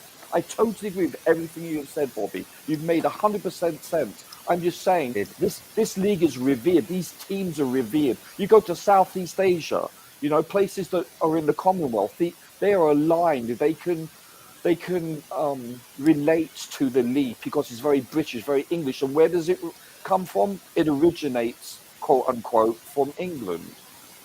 Does that make sense? That's a huge aspect of why this league has an allure to it, if I may add. Absolutely. I mean, it's not going to be easy to knock us off our perch. Sure, of course. But they are going to try. Sure. That's the thing. And if you keep knocking on the door of something, you tend to find a way, or at least develop parity. I'm just trying to get us prepared for a difference in the future. No, and you make total sense. You make total sense, sir. It's Do you going think to they'll happen. pull it up? I think Do you think they'll pull it up, Bobby? So pick up, guys. Yeah. Do you think they'll pull it up, bro? Do you think they'll pull this agreement up with the Super League and that in the Well, future? not exactly in that format, but they're going to do something. I mean, look at the way Barcelona behaved this summer. Look at how Real Madrid were quick to declare their profits of 11.5 million. I mean, it's nothing near what they used to profit, but considering the broke state they came from and the economic crisis, that's quite considerable. These people are flexing their muscle, and they're doing it because they want attention on them. They're Well, they trying sold to their show their futures of their relevance. media. They sold Sorry? quarter of their. Barcelona have sold a quarter of their media rights and so forth. That's what they've done. My concern with that is that it will, if they get what they're looking for, it will be irrelevant. Yeah. That's my concern. And look, they're not going to stop. That's all I'm saying. At the moment, the power lies with us, for sure. The power lies with the Premier League and the fans, for sure. But as great a commodity as the Premier League is in this country and indeed globally, the real power of that league is in the clubs. I want to bring up one other thing, Bobby. You know, UEFA, the Champions League. If these teams form a Super League, they won't be in the UEFA, which is it is worldwide considered the premier tournament for club to be. football. It's Champions League. They will ruin Yeah, that was going to ban. Roger, ultimately, I don't know for sure what they're going to do, but I do know for sure that whatever it is they're going to do is not going to mimic what they've done. They're going to do it better. I agree. So they're going to tweak it. Also, you know what I don't like? And they'll take these things into consideration. They're not stupid. We're not talking about foolish people here. No, of course not. Yeah, when they get together and they put on their thinking caps, they come up with things. And I just see that maybe not for another 10 years, not for another 20 years. I think it's less than that. I totally agree. They're going to be knocking on the door, proverbially speaking, in the next 1 to 5 years. I think that I'd be shocked if it doesn't. I know there's been a huge backlash, but also there's one other thing we haven't discussed, and that is the new format in the Champions League. I think next season or the season after, I can't stand it. I think they're messing with a winning formula already, and I think that could also precipitate what you're talking about. It can, and you see that came about because UEFA is panicking because of the threat of the Super League. They're sweating, it comes back to my point. The power of the Premier League is the clubs, the English clubs and the English fans. That is the Premier League. And that's why if those clubs reach an agreement and walk, whatever the Premier League do doesn't mean anything, because they are the Premier League, they are the power. And UEFA is trying to brace themselves to counter it, to create some sort of Champions League. But as you say, Roger, that's just precipitating what's going to happen. They should have stayed the same. It's not just the UEFA, it's the FA and all. The FA is trying to... you've got to understand, the FA is the biggest problem is the Premier League. They own the Premier League. And if the UEFA and the FA work in agreement with what situation with this Super League, it's not going to work well for the Premier League or the Spanish League teams, or because I can remember when the UEFA put a statement out, these leagues in the Premier League come along and decide to go to the Super League, they'll ban them from the UEFA Champions League and all this kind of comments and that. But what makes me with Todd Boehly, is a hard partnership with the Claire, like with hard partnership, and so Todd Boehly and the share partner with the Clarences, if the Clare Alliance agreed this with the Super League, what would Todd Boehly do with the situation? Because this is what I was trying to say about with the Roma Abramovich thing. He wanted to go ahead with all the Super League before he owned Chelsea.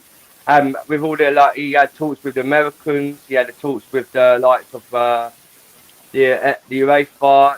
He had loads of interviews going one by one to try and simulation with the president of Real Madrid, with Barcelona, Bayern Munich, Liverpool, all these lot was like trying to push it through to get it throughout the Premier League.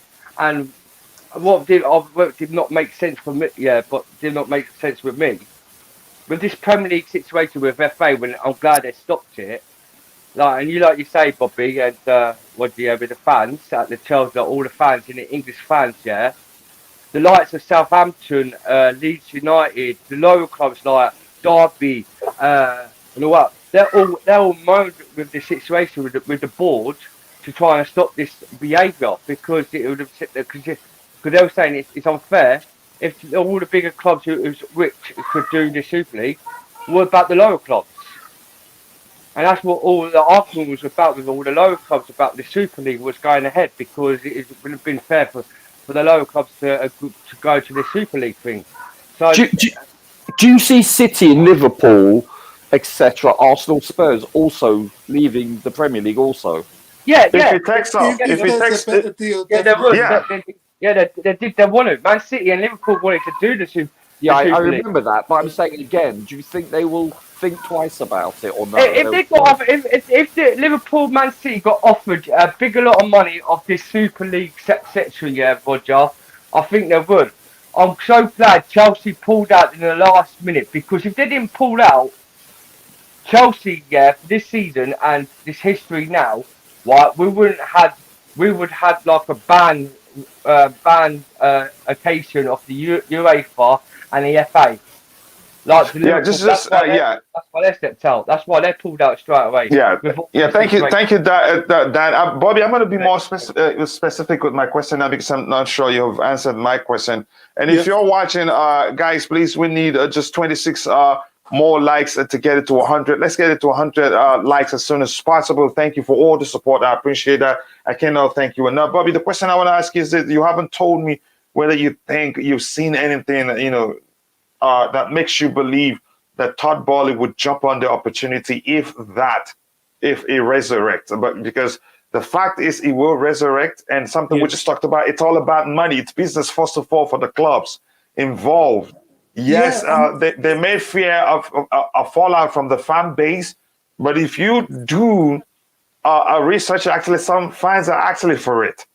And the thing is, if it happens, if people have no other options, if it becomes big, people will start to warm up to it. It's as simple as that. But the question I ask you, have you seen anything? Have you sensed anything to any measure that makes you believe Boehly would jump on the opportunity if he resurrects?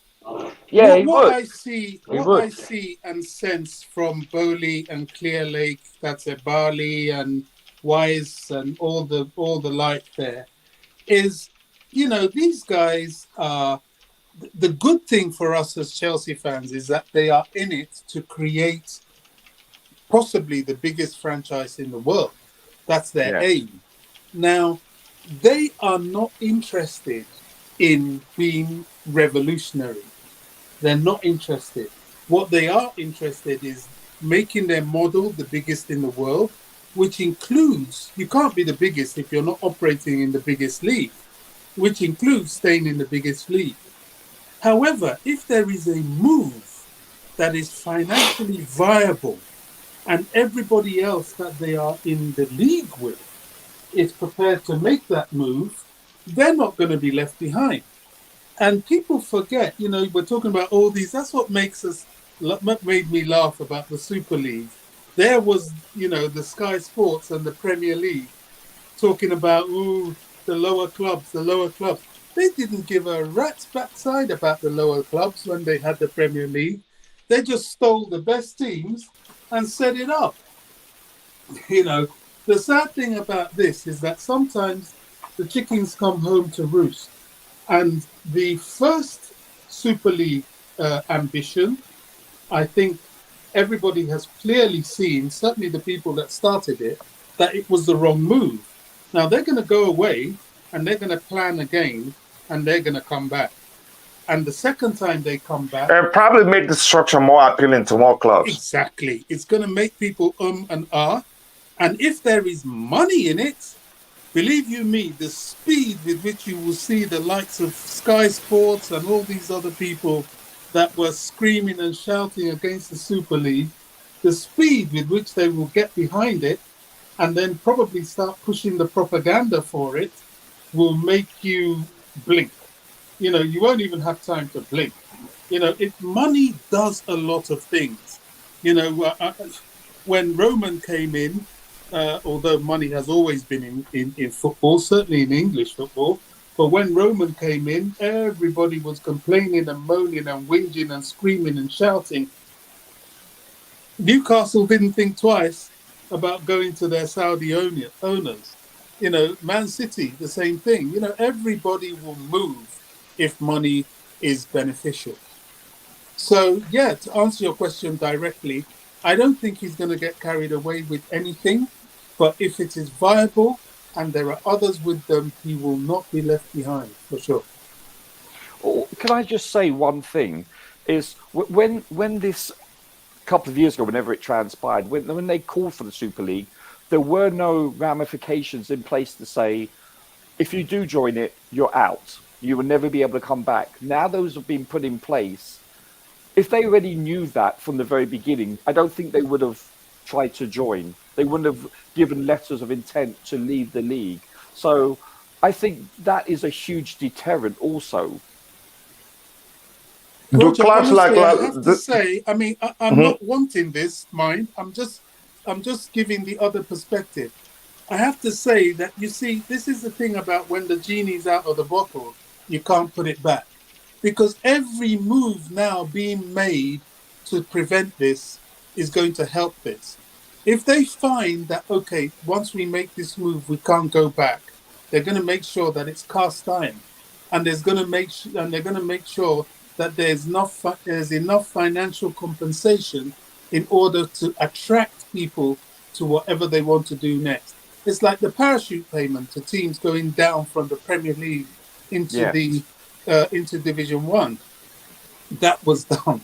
You know, they will do this. They will do this. That's the sad thing. And I look at fans and they say, oh, we won. No, all you've just done is a stay of execution. They're going to go back and they're going to come again. Sadly, that is life. Yeah, and this comment here from, to be honest, the Super League is more for the other leagues, not the Premier League. You could say, yeah, because it's being engineered by Barcelona and Real Madrid, both of which then had a serious financial issues, and they really wanted it. And like I said before, I'm going to say it again. I think they didn't pull out. They're still working on it, and probably will come out with a structure that will be more appealing to more clubs. And some said then it was just designed to, light the gas on the butt of UEFA to let them know if you don't change things. Yeah, the Super League was a pilot study by these clubs. And 30 billion pot, for this Super League to go ahead. 30 billion.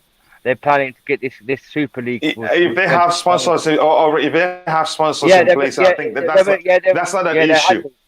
They had all the sponsored, coach, but they had 30 billion pot to put this Super League go ahead. And the lights, what they was going to do, because all the Champions League UEFA was going to stop it. Like, so Bobby, I didn't know if you answered specifically. Again, we need just 23 more likes to get it to 100 likes. Please like the video if you haven't, and also do subscribe to the channel. What I want to ask you this, Bobby, did you at any time say whether you think Todd Boehly will jump on it if it resurrects? I said that he won't be making any move that's out of step. But if it resurrects and it's viable and there are others moving in that direction, he will not let Chelsea be left behind. So everybody and anybody it's still open game. You know, this idea of, we pulled out of the Super League. Yeah, the Premier League is threatening fire and brimstone if you dare to make that move again. They will just ditch you. I've seen it. I saw it with the old Division 1 and the Premier League itself. The old Division 1 were screaming and kicking and shouting, but money talks.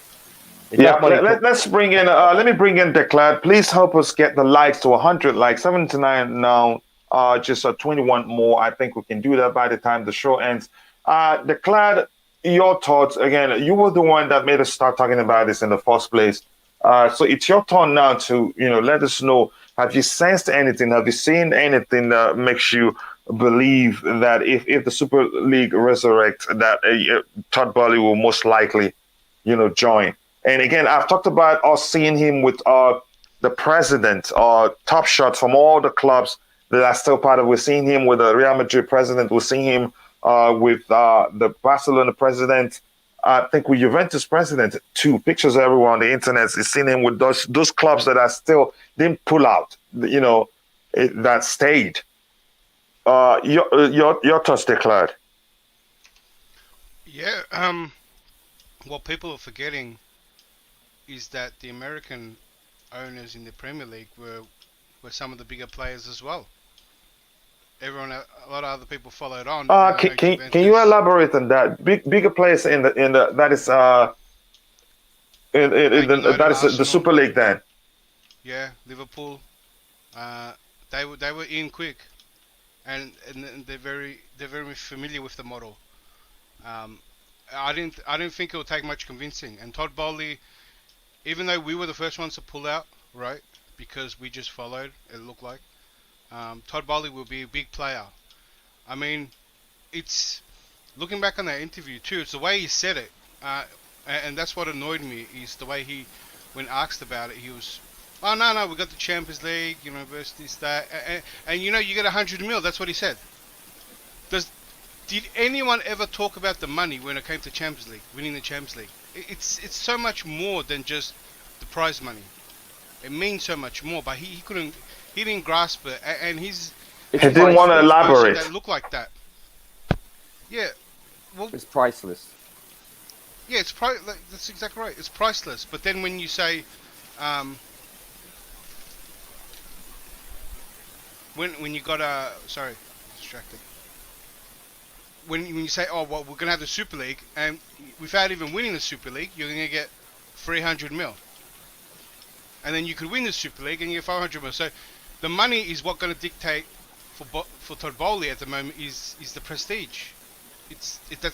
That's what he thinks is the prestige. The more money you win, and you can say, yeah, he's the businessman, but maybe he doesn't understand the culture, because one thing he touched on, he still said he's getting used to the euphoria or the excitement of a goal, even though there's like very few in a game.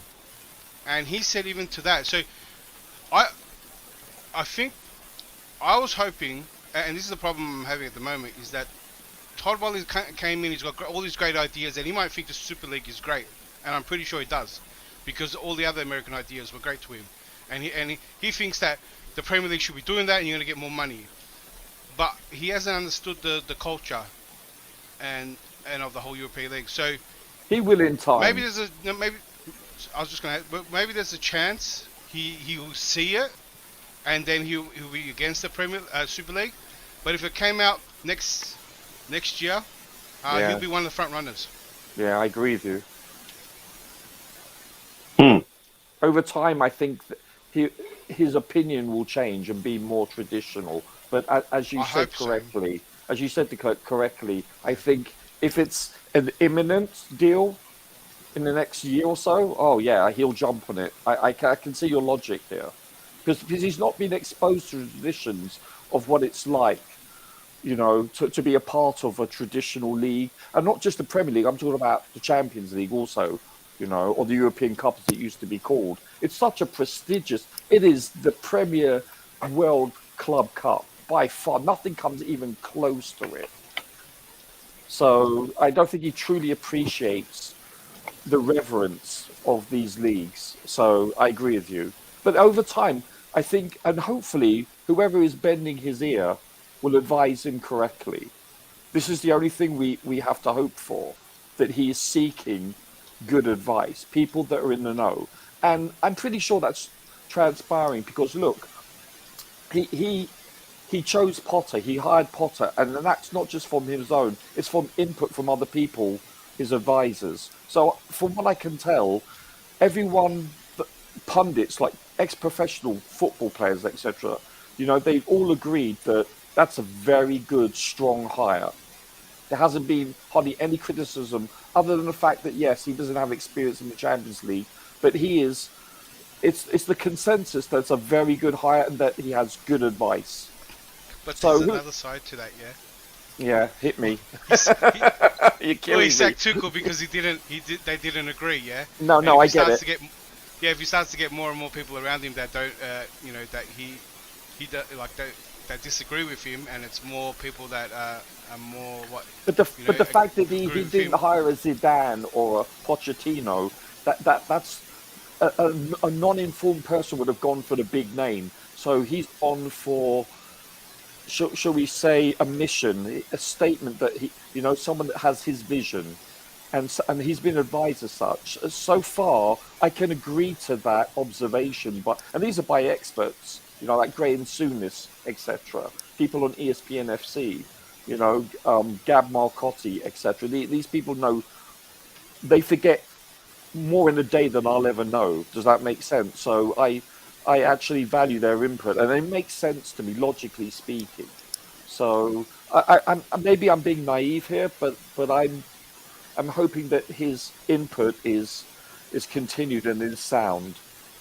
Does that make sense, chaps? Yeah, it does make sense. I hope so too. Declan, I don't know if I've gotten your opinion on what you think about how's you pronounce his name, Christoph and Campos, and we're hearing there's a chance we're getting them both. Is that even possible to have them both?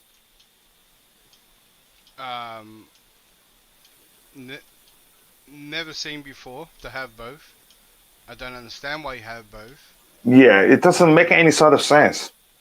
Unless you're gonna try acquire no, it doesn't make sense to acquire another club and put him there. No, I mean you're gonna have two director of football with two possible different ideas, and just battle them out, pick the best one that you like. It doesn't make sense. I don't even think they both would want to come and work together.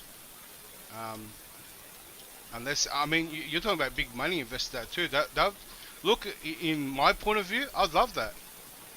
Possibly if they came and you had just a great team up, but on the other side that you could have a two different type of people and it just becomes a mess and a massive clash. So either it works really great or it doesn't, but then you're paying, director for two of them.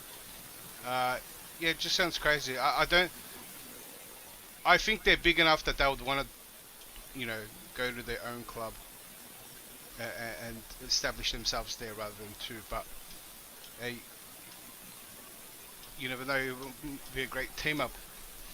Yeah, well, let's do with you, Declan. Let's talk about this man here, Lavia. Interest in him, it hasn't gone away. Again, there are talks that will seriously do want him. Your thoughts, is he a player you want at Chelsea, or do you think he's not ready yet, or maybe not good enough?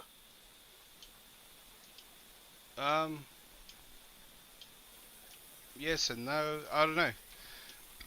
It's going to be another talent grab, I guess, a whole bunch of them, and get him developed. Do we need him? I mean, we haven't even seen. I think the reason why I'm holding back a little bit is we haven't even seen the team play out. We haven't even seen some of the new players play out. I'm hoping Potter was brought here to bring up more of the talent, so there's probably should be more people to come up, and then really look at it maybe end of the season or season 2 to say we really need these players. Unless Boehly's intention is to just grab as much talent as he can and then filter it through and see who comes out on top and then spit out the rest. Maybe, but yeah, I mean, more and more, I think we need a different type of player. I'm not really sure we need him right now, given how many players will sign in that department. Where does he play, Coach? Where does he play? I think position we're missing was that certain type of midfielder that probably can play with Jorginho players and whatnot, and then a creative one. Bobby, you have anything to say to that?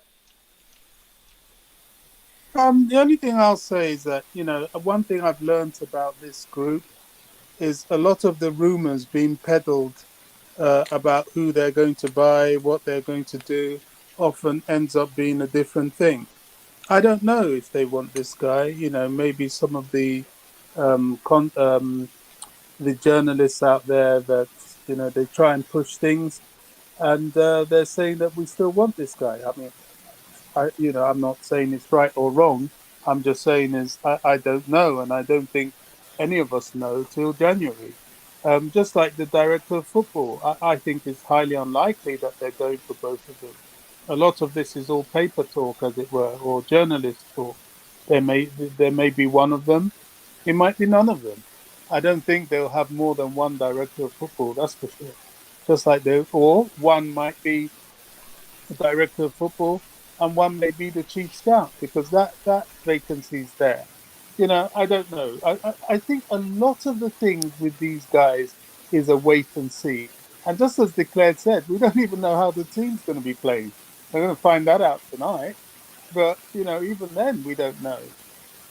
If I look tonight and I still see J5, then I will start screaming for this guy.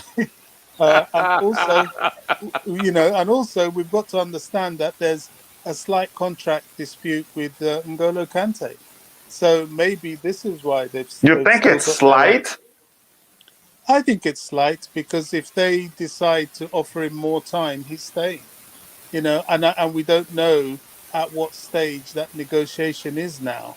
There was an initial offer. He said he would like more, and it's a to and froing, isn't it? It's, you know, people are pulling the panic button when a negotiation is still in process, but the newsworthy part of it is what has been released by these journalists. And, you know, this is where, you know, I love that Johnny so much, because this is where he shuts it all down and calls it for what it is, you know, brown envelopes, trying to make news for themselves. So we really are wait and see. We really are wait and see. I don't believe any of this stuff until I actually see it happen. Yeah, Declare, before I go to Lavia, before I go to IBC with the Lavia question, your thoughts. I know you've always argued from, you could say, a financial perspective, why you think N'Golo Kante will probably end up leaving. And I think the behavior of the owners show they're really concerned. They're really concerned about his injury record, and they're trying to factor that into the new contract they're offering him. And like I said before, as much as I love Thomas Tuchel, I hated how he talked about that publicly. But that's, by the way, Declared, your thoughts. Do you think it's minor, like Bobby put it? And do you think they'd end up getting him to stay? Wasn't it 3+1? No, they're offering him 2+1. I thought I heard 3+1. No, 3+1 is 3+1 years still, coach. They're offering him less than what Roman had on the table for him. Money Bobby, wise? correct me if I'm wrong. They're offering him 2+1. Yeah, they're offering. I mean, this is the first negotiation. They're offering him 2 years plus, the option to extend for one. Yeah, he the wants one that. 3 Yeah, years. go ahead, Bobby. He wants 3 years with the option to extend for one. So they're not that far apart. I just the previous offer I remember was 3+1 under Roman. Well, maybe that was under Roman, and maybe that's what he wants. Exactly, but I think the new one is 2+1. Yeah, go ahead. Yeah, but that doesn't mean to say the deal is over.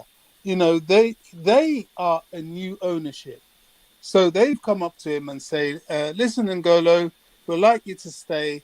Here's the contract we're willing to offer you." And he's turned, and who knows the terms? I mean, he's already the highest earner in the club. They may have offered him super money, and these guys don't hold back in wages. And he's probably turned around and said, "Oh, okay, this looks interesting, but I was initially offered 3+1, and I'd like to stick to 3+1." The talk continues. They haven't said to him, "Nah, mate, there's the door." And what the fans have taken that as is, "No, mate, that's the door," which I think is absolutely wrong. We have to wait it's and countering. see. It's possible.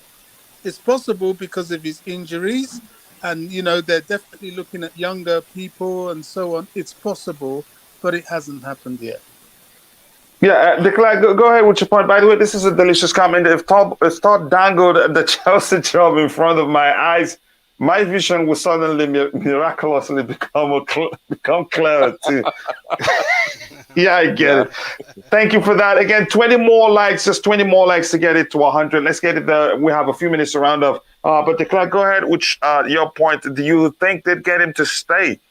Because the truth remains, you can argue there are no shortage of clubs interested in his signature. They're probably already reaching out to his camp now because they're following the situation. But go ahead, Declan. Yeah, I feel that the club's position, right, and is slowly this age group of players to they're gonna slowly, not that they want them out, they're just slowly not give him so much, and they're looking, the way they're looking already is a team without them. So Kante is a big name. They offer him low contract. I think he'll get it, but when he'll get it is when other clubs come and offer him 3 years or more. That's probably when he might get it. But we could have that same situation, kind of like not the same situation, Rudiger, but something not far off where a club will come, give him the contract, and maybe give him more money, because who knows what they offered him money wise. And then plus he makes more money if he leaves on a free. Yeah, because what's to stop a club from giving him 4 years? We're struggling to give him 2, like 3. We're struggling to give 2 + 1, even 3 + 1. If a club comes and goes 4 years, that's still better than 3 + 1. So I think there's, if a club comes with a better deal, it might get him to leave. And it also comes down to the coach and the role he plays. I know he's injured all the time too, but maybe he's not, like I said, it's looking like more of a younger project, and Kante might be left out in that. Like, he'll play, but it's not, it's not a trophy-winning team. And my concern, yeah, go ahead. Sorry for cutting. Yeah, I was going to say, like, PSG comes along, he's massive in France. Do you know what I mean? Marketing and all that as well. Offer him the extra year. Something like that could happen. A team that's ready to win could offer him big money because he will be a big player. Where now we're just, we're going to build a squad.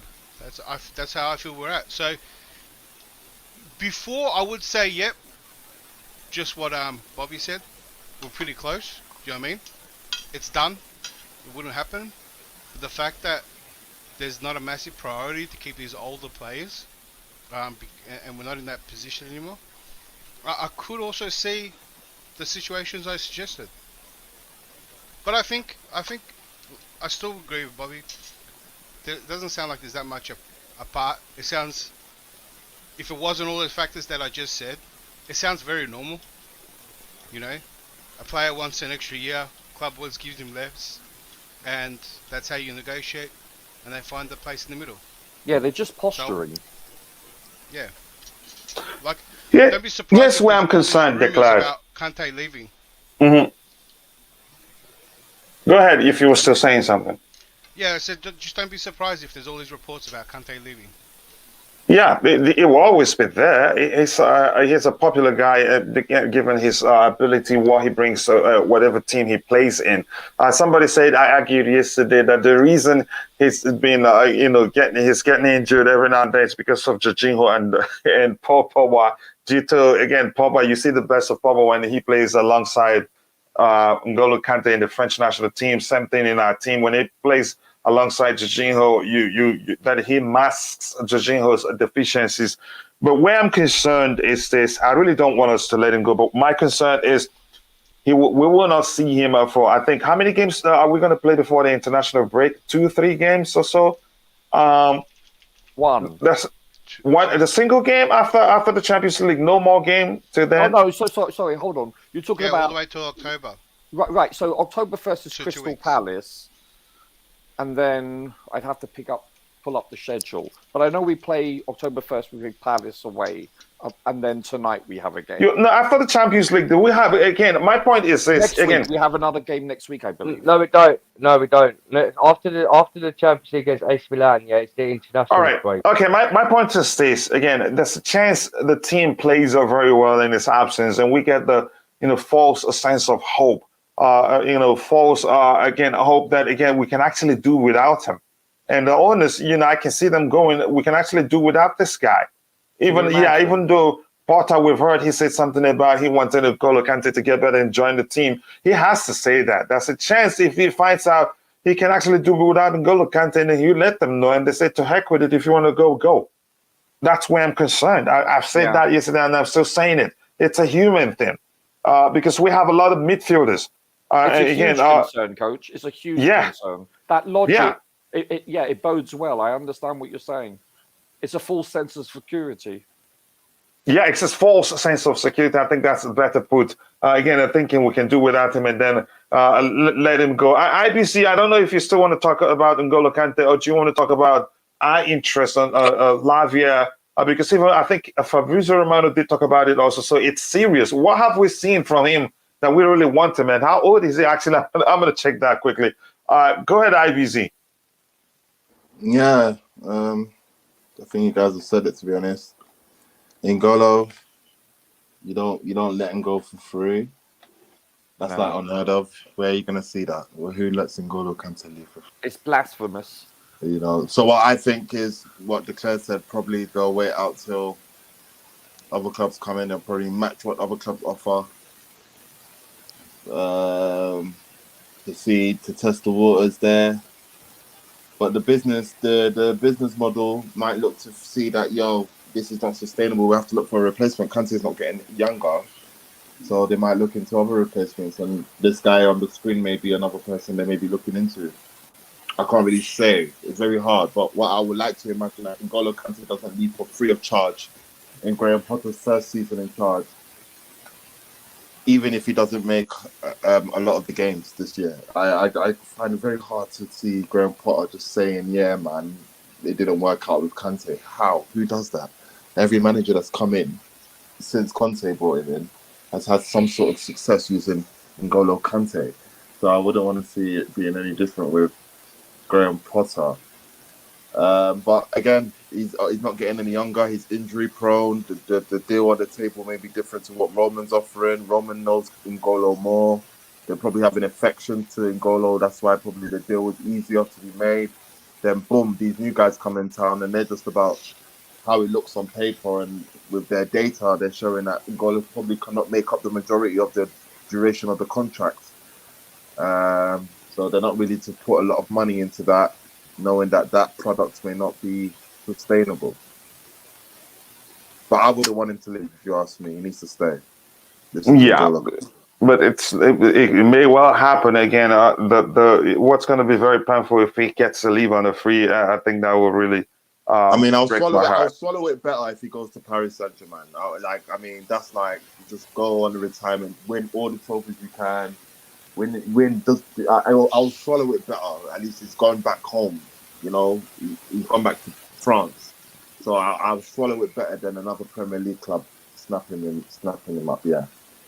Yeah, and he deserves whatever he wants from. I think under Roman, if he's bent on leaving, I can see Roman say let him, because he does that quite a lot. Let him go. He deserves to get whatever he wants. His wish, as long as Chelsea is concerned, he served us well.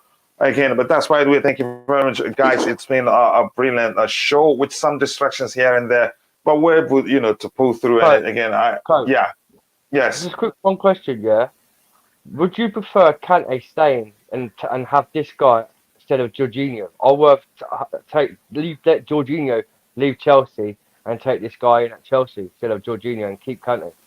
Because I think he's brilliant, man, and I reckon Todd Boehly will actually get Kante a signing at Chelsea, like for 2+1 or 3+1. I think Kante will stay, but if it is the case, I'll have him over Jorginho.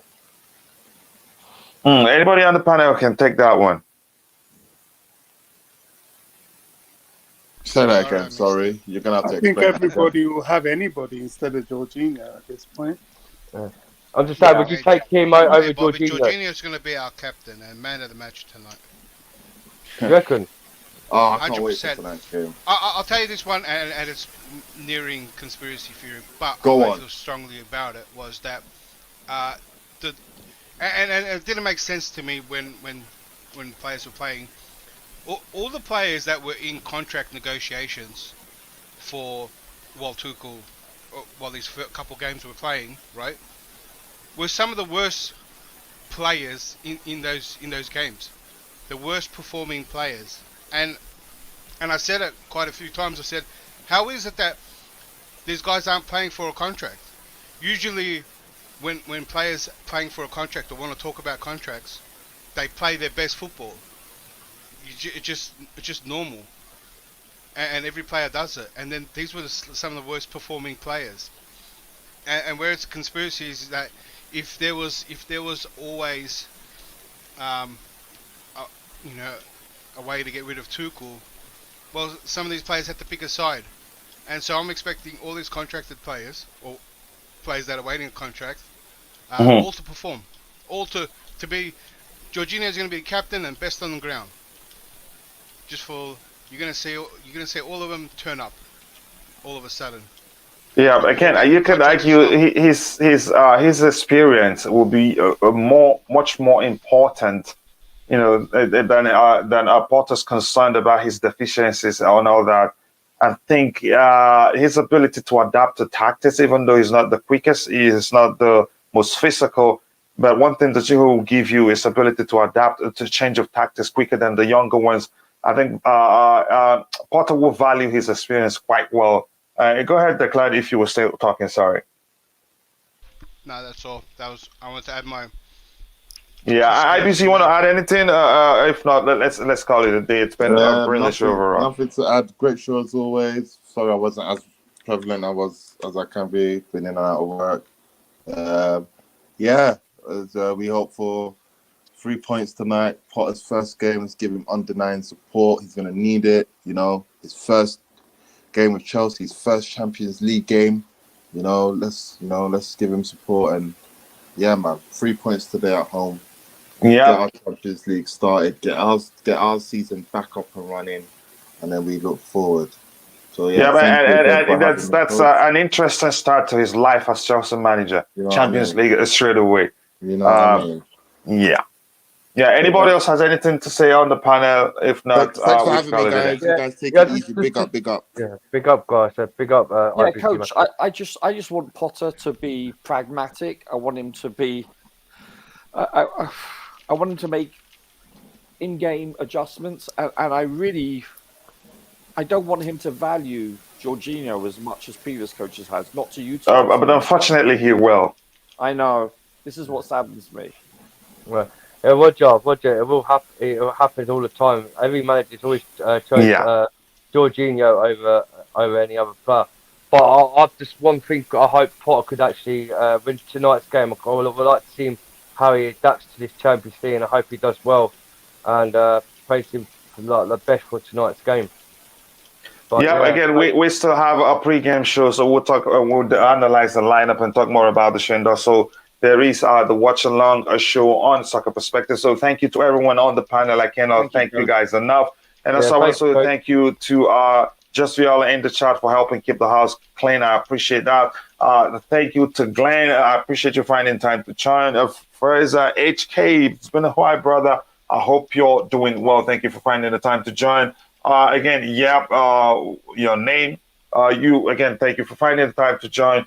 And Liam Lane, thank you very much for finding the time to join. I cannot thank everybody enough. With that, we've come to the end of the show. I hope to see you guys during the pregame show. Again, God bless us all. See you guys later. Bye.